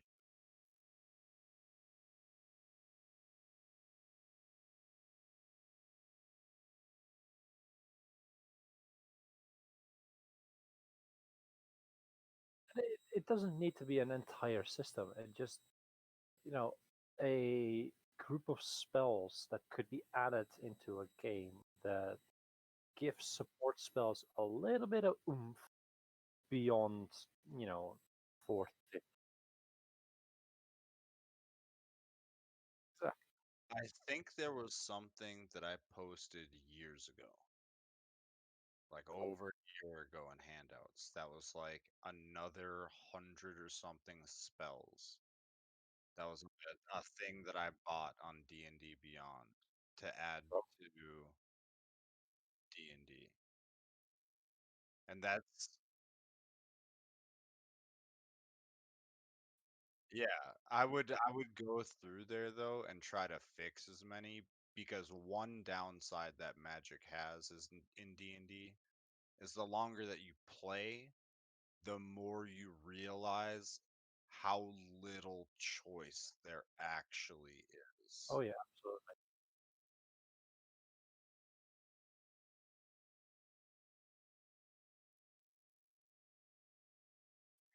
And they need to. And that's because they have to have it, or else they're just like actually worthless.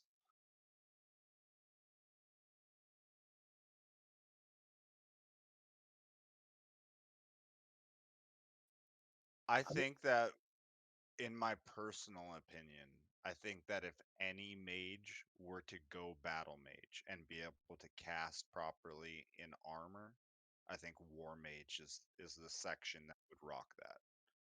I think that like the heavy armor penalties make a ton of sense, but I do think that there should be a way to hit battle mage without doing like some super roundabout route to try to rely on like one spell in this situation.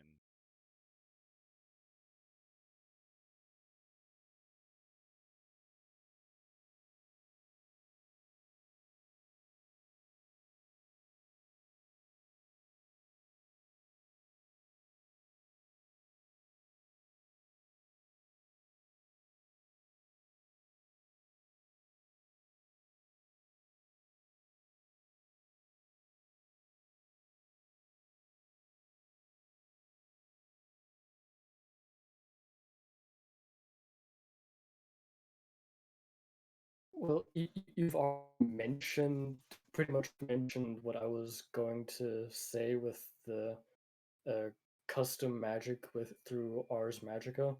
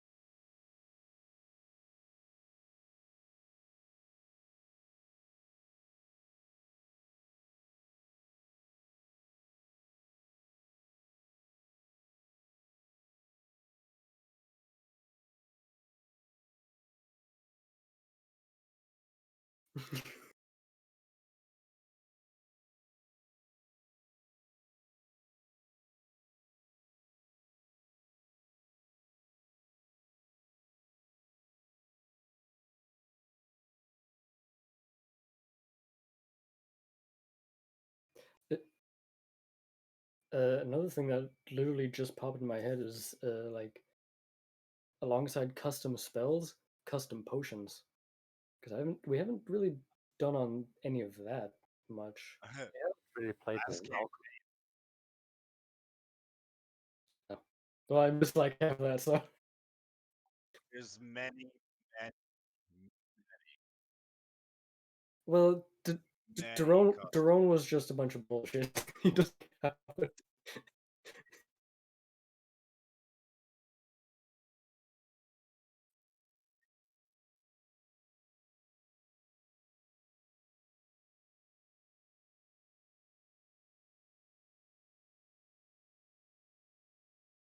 Yeah.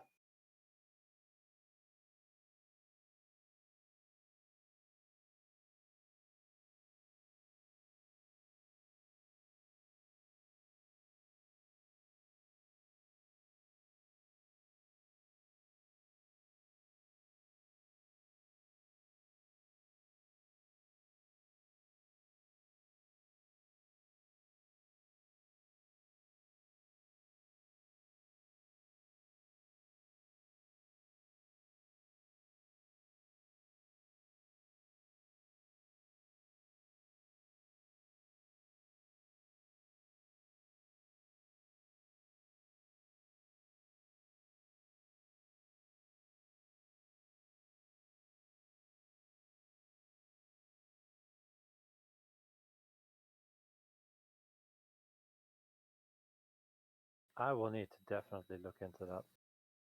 I haven't really looked into it.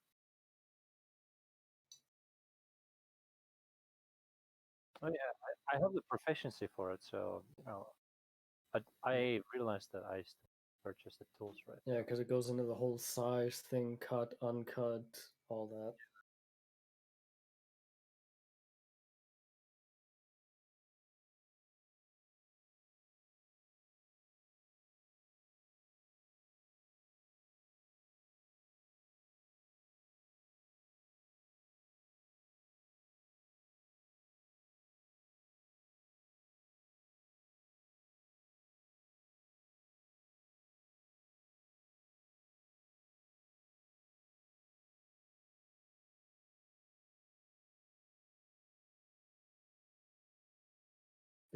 Yeah, yeah, and I know a couple potions that are described as having like a piece of something or an eye or a gem or something floating in the bottom, and could have it like one effect if you just drink the potion itself, and maybe an added effect if you eat or swallow whatever is with that potion in it as well.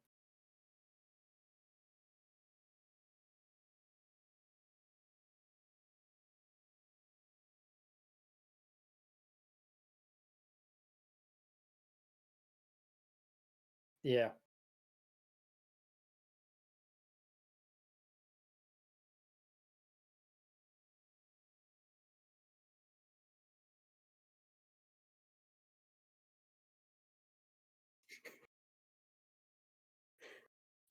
Fermented. Considering the levels of fermentation, the fact that it's floating in there is not really a big deal.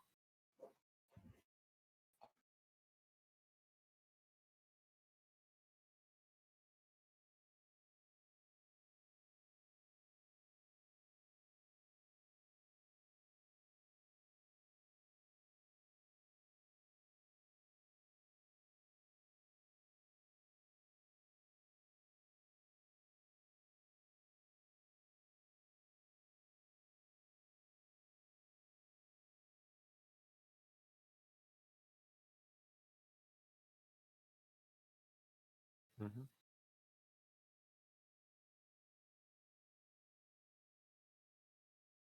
All right. Yeah, the room. I would love to sit down on a table with you and just start writing a document for the room magic system. I'm not getting very much further than bullet point.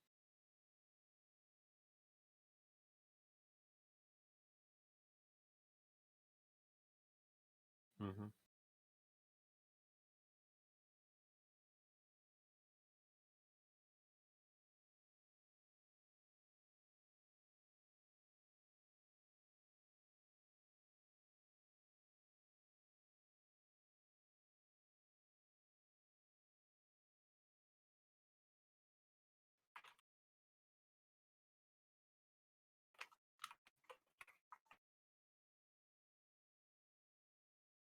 Bro, we don't got enough time for that shit. So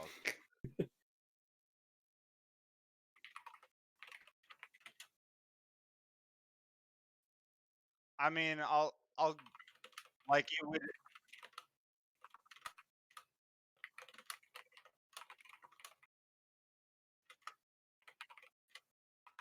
There's a couple things that I'll hit because I can think of a couple easy things, but magic is like if you were to pick what your favorite aspect of playing D&D is, like the world of magic, like magic in and of itself, how different people incorporate magic, how different people view magic is fascinating to me. I fucking love magic in games. Magic is always near and dear to me in games, and I love seeing how it's worked. That being said, things that I would incorporate or change in Eurithan's setting. Uh, One thing I would like to see, and this isn't just like a Eurython setting, this is more like an overall like D&D sort of thing.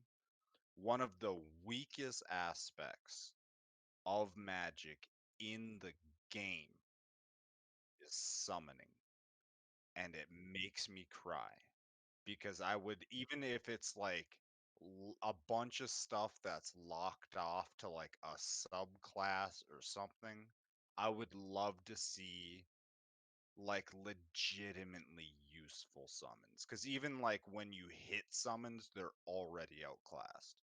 Like 6th level spell, summon elementals. By the time you can cast that spell, those elementals aren't going to help you do shit in a fight.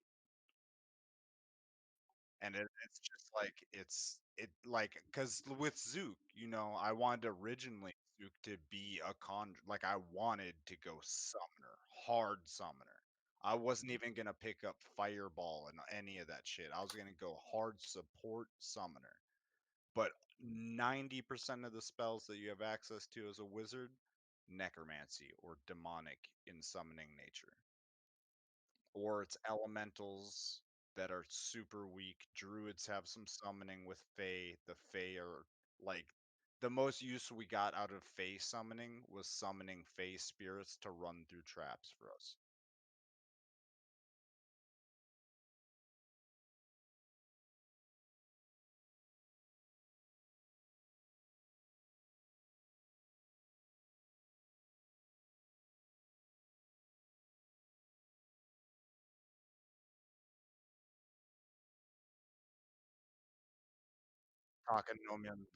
Takanome's Sword and Shield, the double golem summon. Yeah.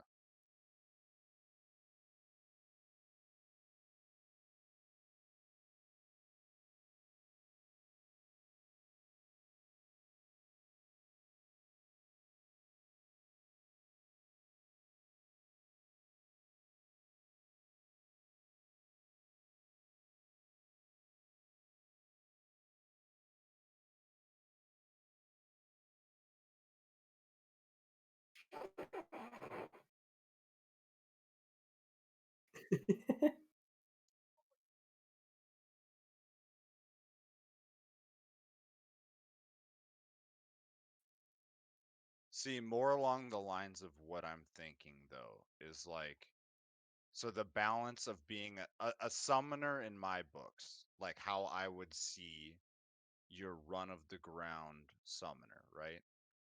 Someone that is not very physically tough. So, like wizard, very squishy, can't rock a lot of stuff. And they would be like locked off to a lot of the combat magics. All right. So like they wouldn't have access. They couldn't like summon something that is equal CR to them because that's kind of like what I want the summoner to do is to be able to summon something to fight for them. So it has to be as strong as them. But in D&D's magic system, you are not allowed to summon something as strong as you are. And that is where the summons fall off, like right there, because you can't even summon them to be equal to a fight that you're in.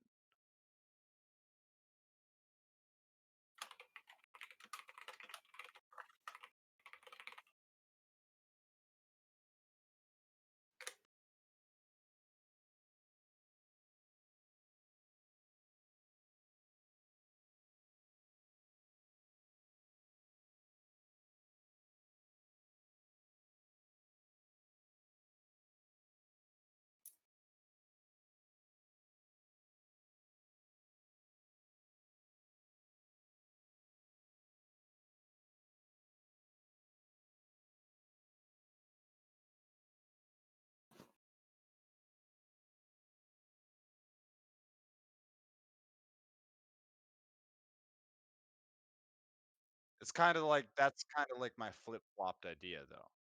That I want that place to be taken by the wizard. I want the wizard to be the one that's buffing and debuffing, and that's like his thing outside of summoning.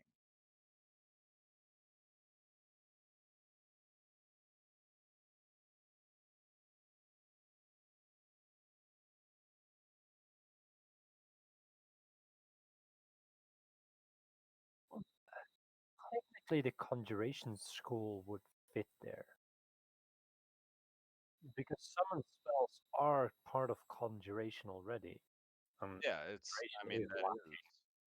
is. It's just the. I guess what I'm saying is I would if I could change it, I would go through and I would rebalance the summoning spells. And I would add some and I would take out some of the demon ones because let's be real, you don't need to be able to summon 17 different types of fucking demons by the end game. Like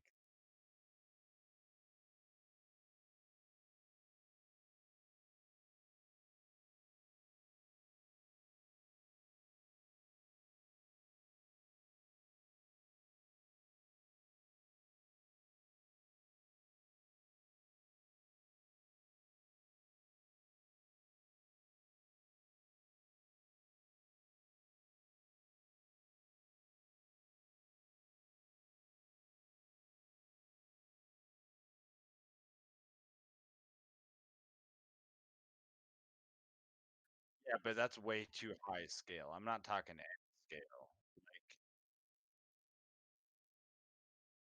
the easiest way to do it would be to like do a do a separate spell list essentially. Would it just remove like all the combat shit or a lot of combat things off of it, the high like power word kills, shit like that.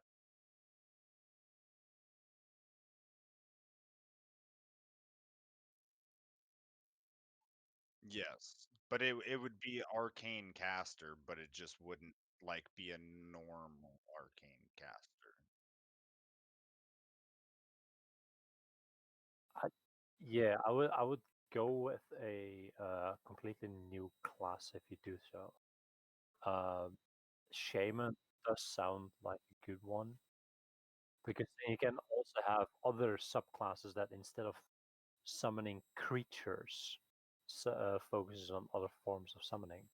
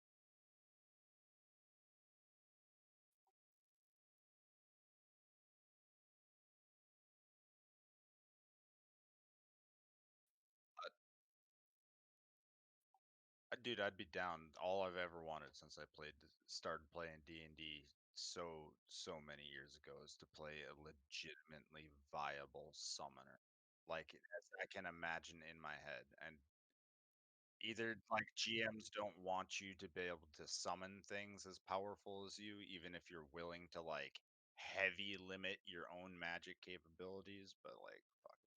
But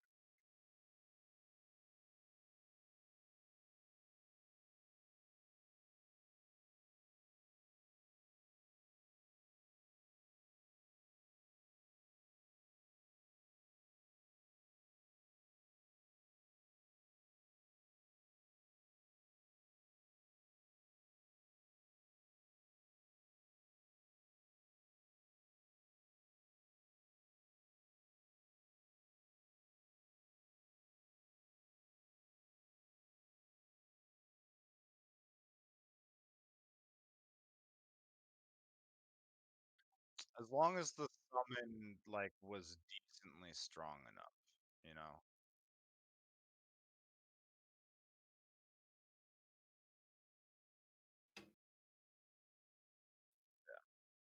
Another change that I would put into Eurython would be I would like to see when people make or for NPCs that are like very heavily magic focused. I would like to see every like NPC or like every new wizard once they unlock, spell casting at level 1, they get level 1 spells. I would like to see them like talk with you or, they figure out something and run it by you, but I would like to see everybody to have like baby's first spell, like baby's first signature spell. Like something that's unique to them. It doesn't necessarily have to be powerful, doesn't necessarily have to be an attack, but something early on that like because that could be how you start building spells into the world that don't exist, you know?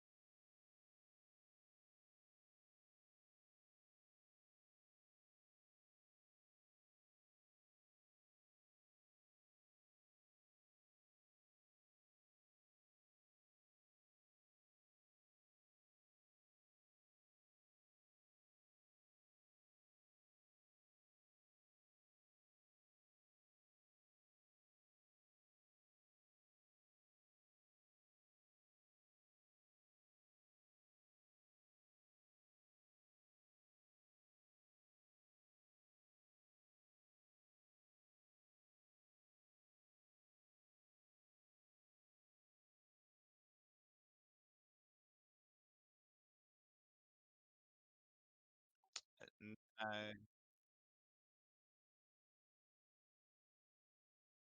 Yeah,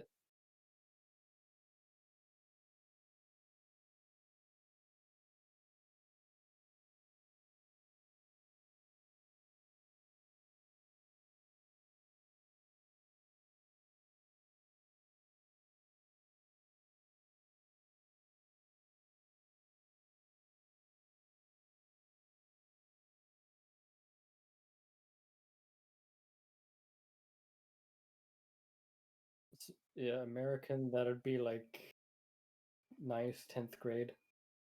yeah, like junior high school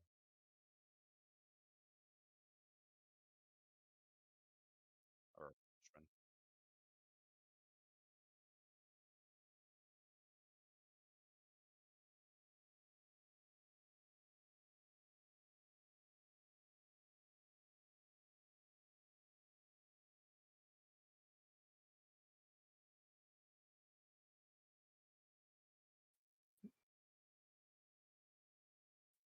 And then Yeah. the last thing that I'll touch on, which is not something that's actually possible to change in Eurython at this point,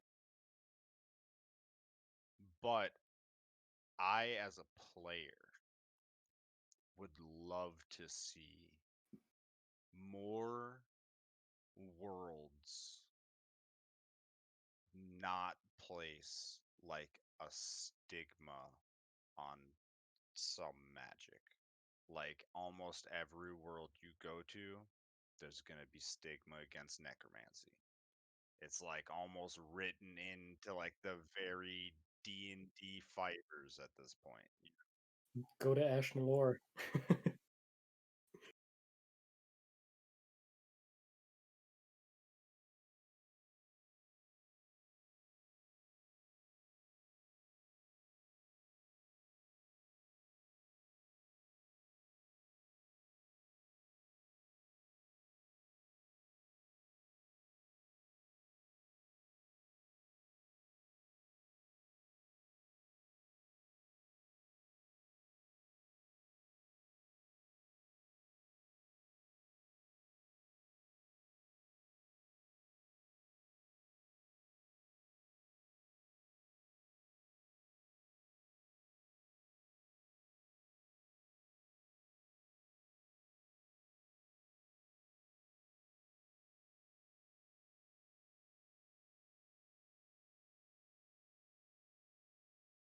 That's what I'm saying though. It's like I would at some point in my life like to experience a world completely free of stigma. Like you could walk down the street and if you're about to go adventuring, you could stop by the local cemetery, cast raise zombie, and walk out of the cemetery with the zombie and nobody would care.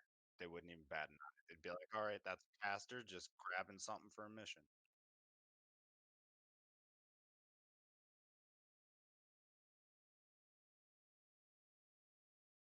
Just in our worlds, we have a means where you can donate your body to science after you die. So imagine to have exactly having your body being donated to necromancy. Actually, that's a good idea. The people at Ashnelore probably do.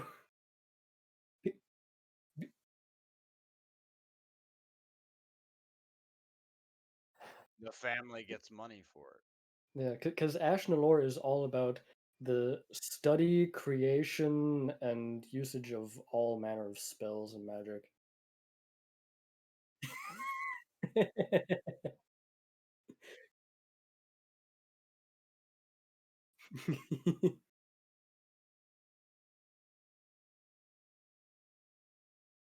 No, but it would it would go a long way, right, if such a system were to exist to negate stigma against the raised dead and create zombie spells, right?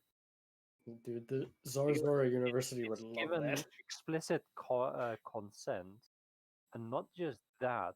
On top of that, there would be a group of people that would maintain and take care of the body during the dead stage when it's not being used for the raised dead spells.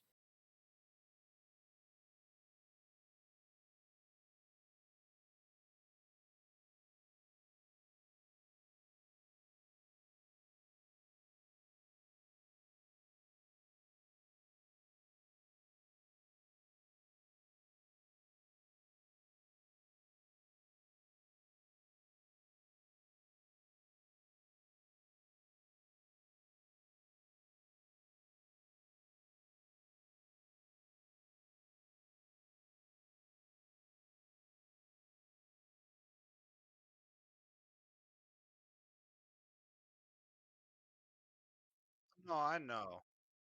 I know why the stigmas exist. I know why they like usually exist. There's always good reason for the stigmas to exist. I just think it's a very underutilized perception of magic. Because I think almost no one normalizes magic while as he leaves. He's leaving. You motherfucker.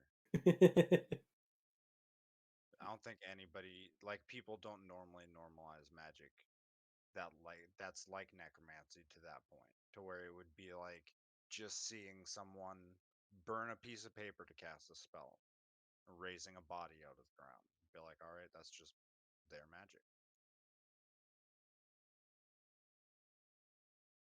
It kind of reminds me of the story of that Bob and Your Name, I think his name was.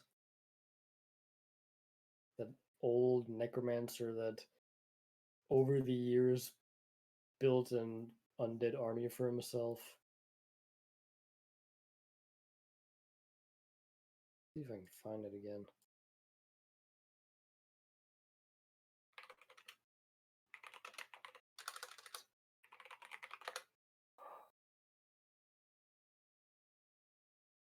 Yeah, D&D green text. Oh, that one. Hold up, I've got that picture in my save pictures. It's a lot of fucking reading, bro. Yeah. Yeah, but it's really good. Yeah, it's a Also, really good yeah. story. Yeah, it's a really, really good story. I'll read it at some point.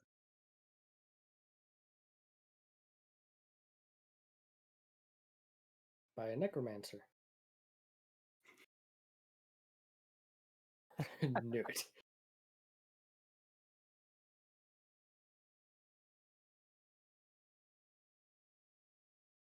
No.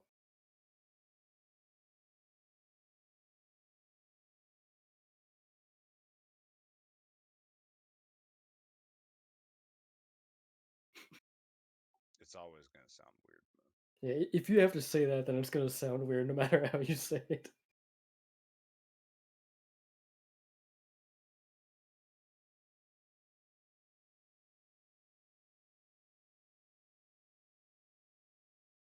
Crack open the thesaurus, baby. Let's go. Crack open a cold one with the boys.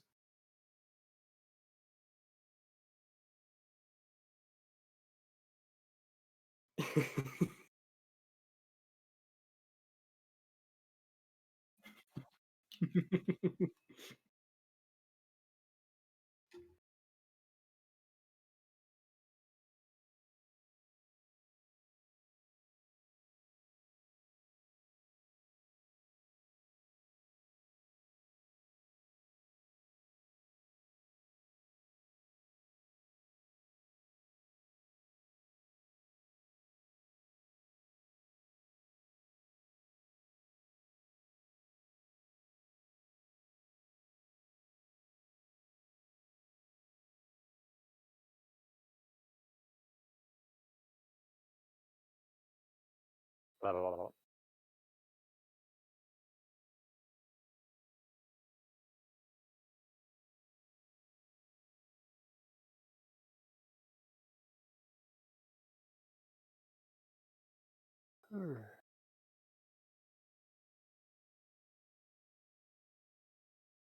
He broke himself.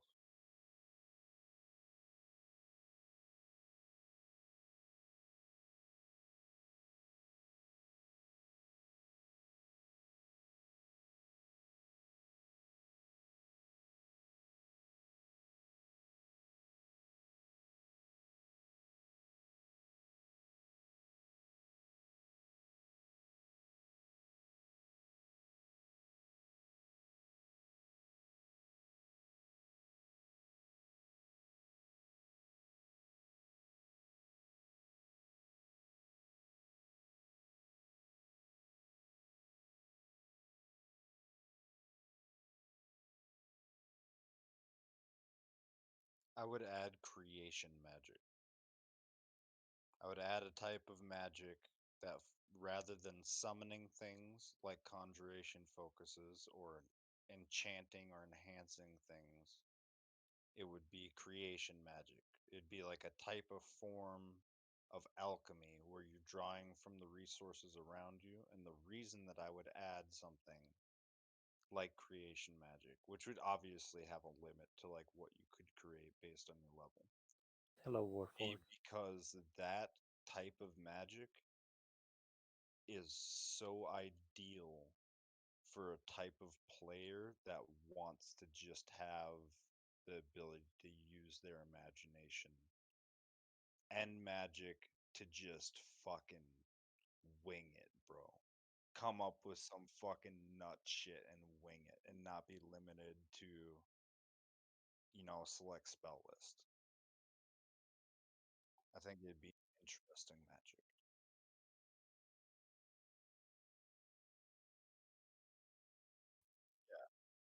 Like a super watered down version of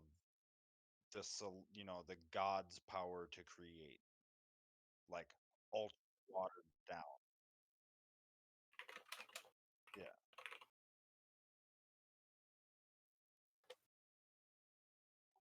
Roll across somebody and they're like, "Yeah, man, I'm unarmed."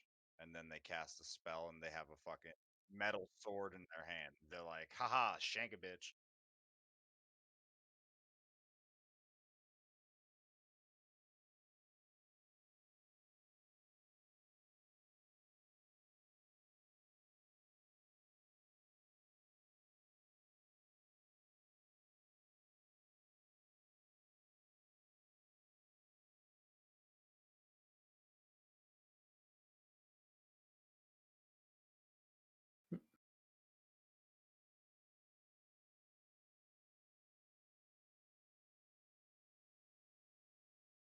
You might want to just go with the next question because it's.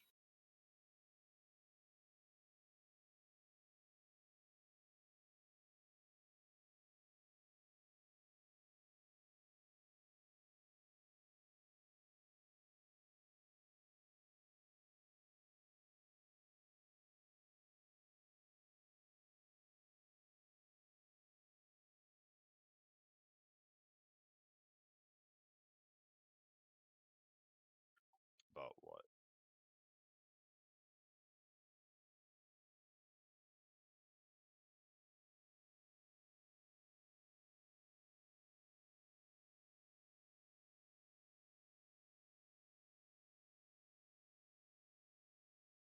I think I like the ability to mix up things, where instead of going with a straight following path, you can just say, "Nah, this path is still my path, but while I'm walking it, instead of walking over the asphalt path right in front of me, there is this small cobblestone road just off the side. I'm going to take that for the next couple of weeks. I mean, I'm going to walk there for a while, see what I find." I think there is, yeah, there is a lot of diversity, and if you're just looking at spell lists, you're gonna miss out on all of that potential versatility and diversity that spells have, that magic has. And because D&D is so rule based before RP based, it's very difficult to notice that. It takes you a couple of years playing around with magic to actually realize those type of things. But once you do, magic and D&D will never be the same again.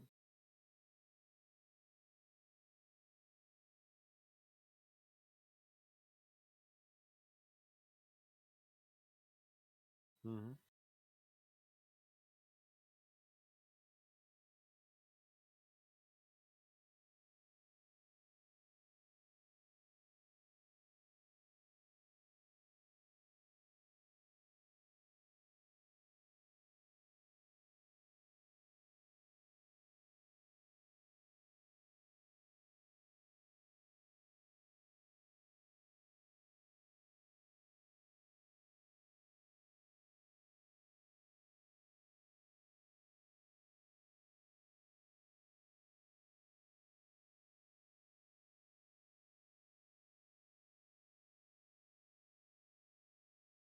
Hey, stream Monster Hunter, hell yeah.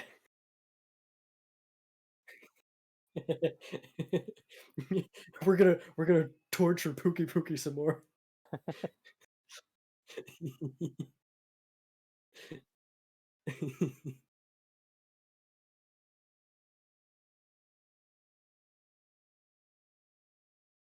I really like the magic gene thing, like it being separated into separate sections.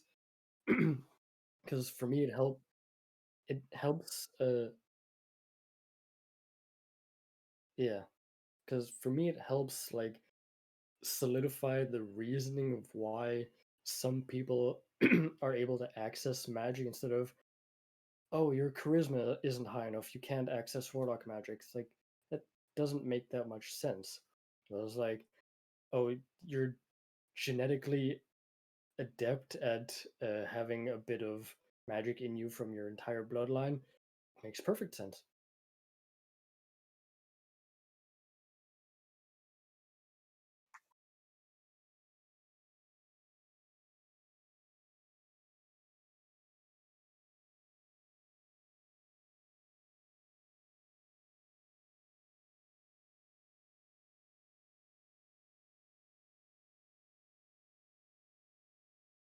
Okay. Keep that in mind for the next character.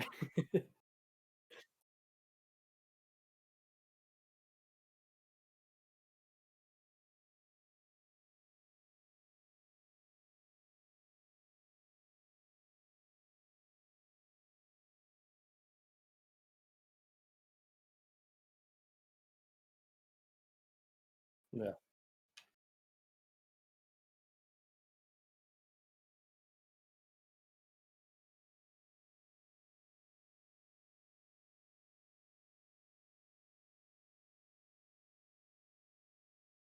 Yeah, it also works well with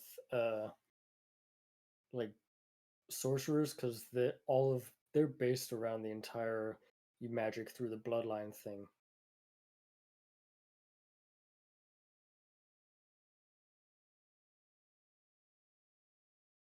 Mm, yeah, like I said, it just helps solidify that connection to the magic that they're able to access.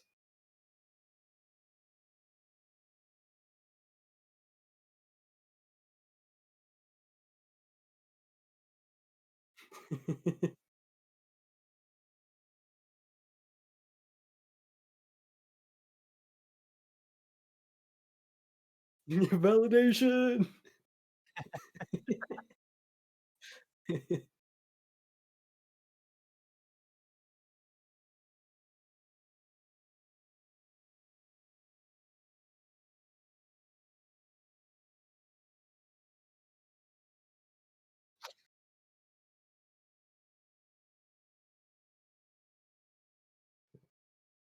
Also, it helps. Also makes sense for the attunement slot thing.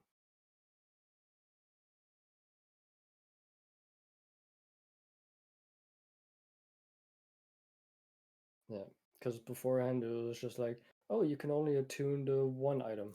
Okay, why?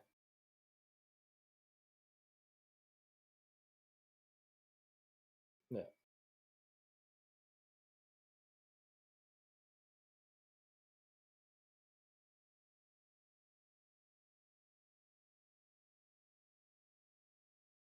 yeah,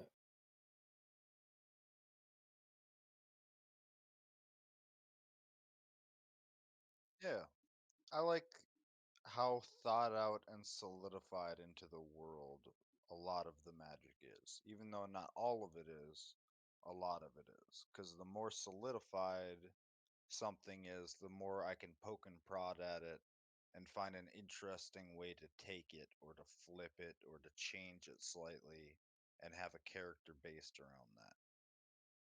And that's another big aspect that I enjoy to things is trying to make something not necessarily unique, but something that'll challenge me, which tends to be unique.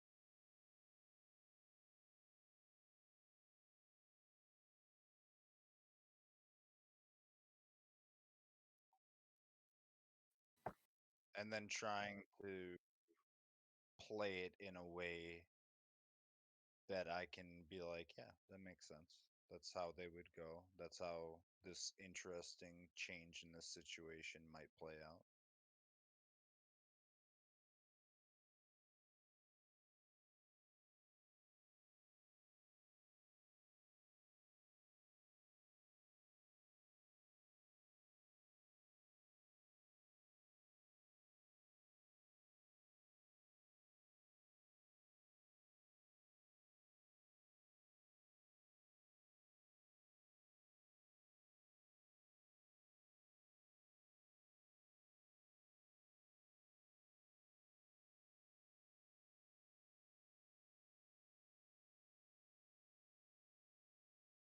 Yo, Henry's the guy that had to write his name at the top of the test.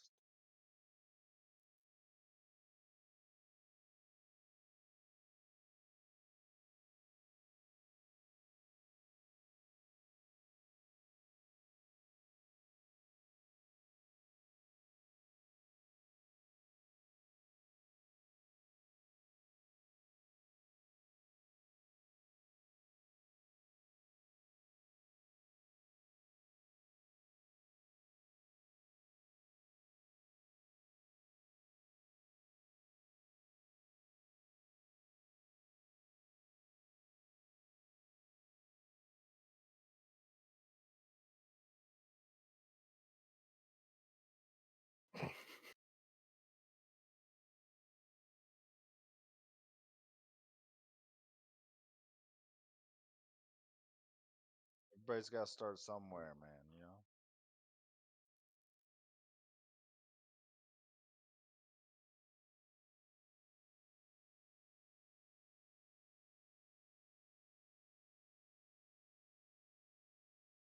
Hmm.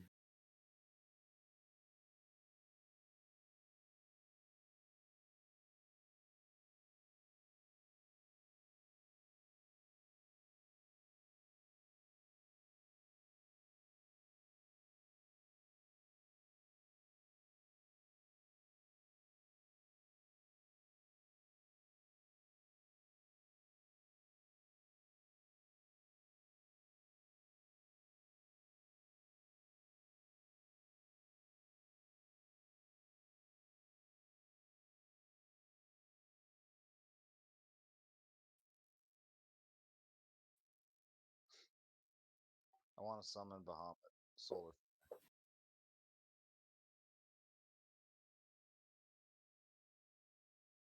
I want to Does he know summon Solar whatever Flare? eats a Tarask.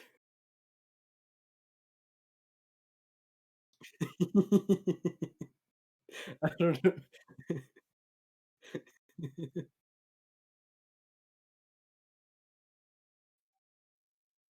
Yeah, it's called our last campaign party. A Tarask would walk up to us and shit himself.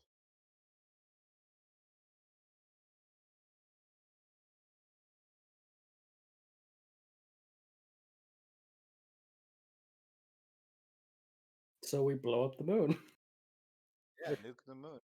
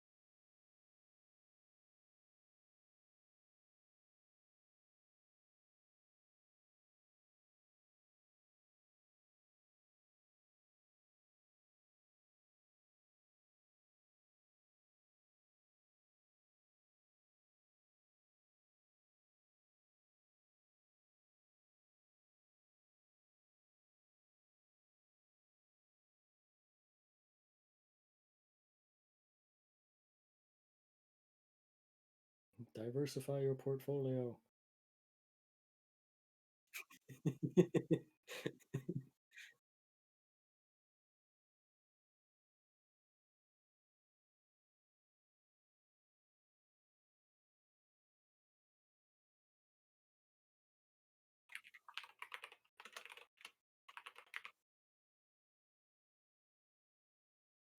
Two things.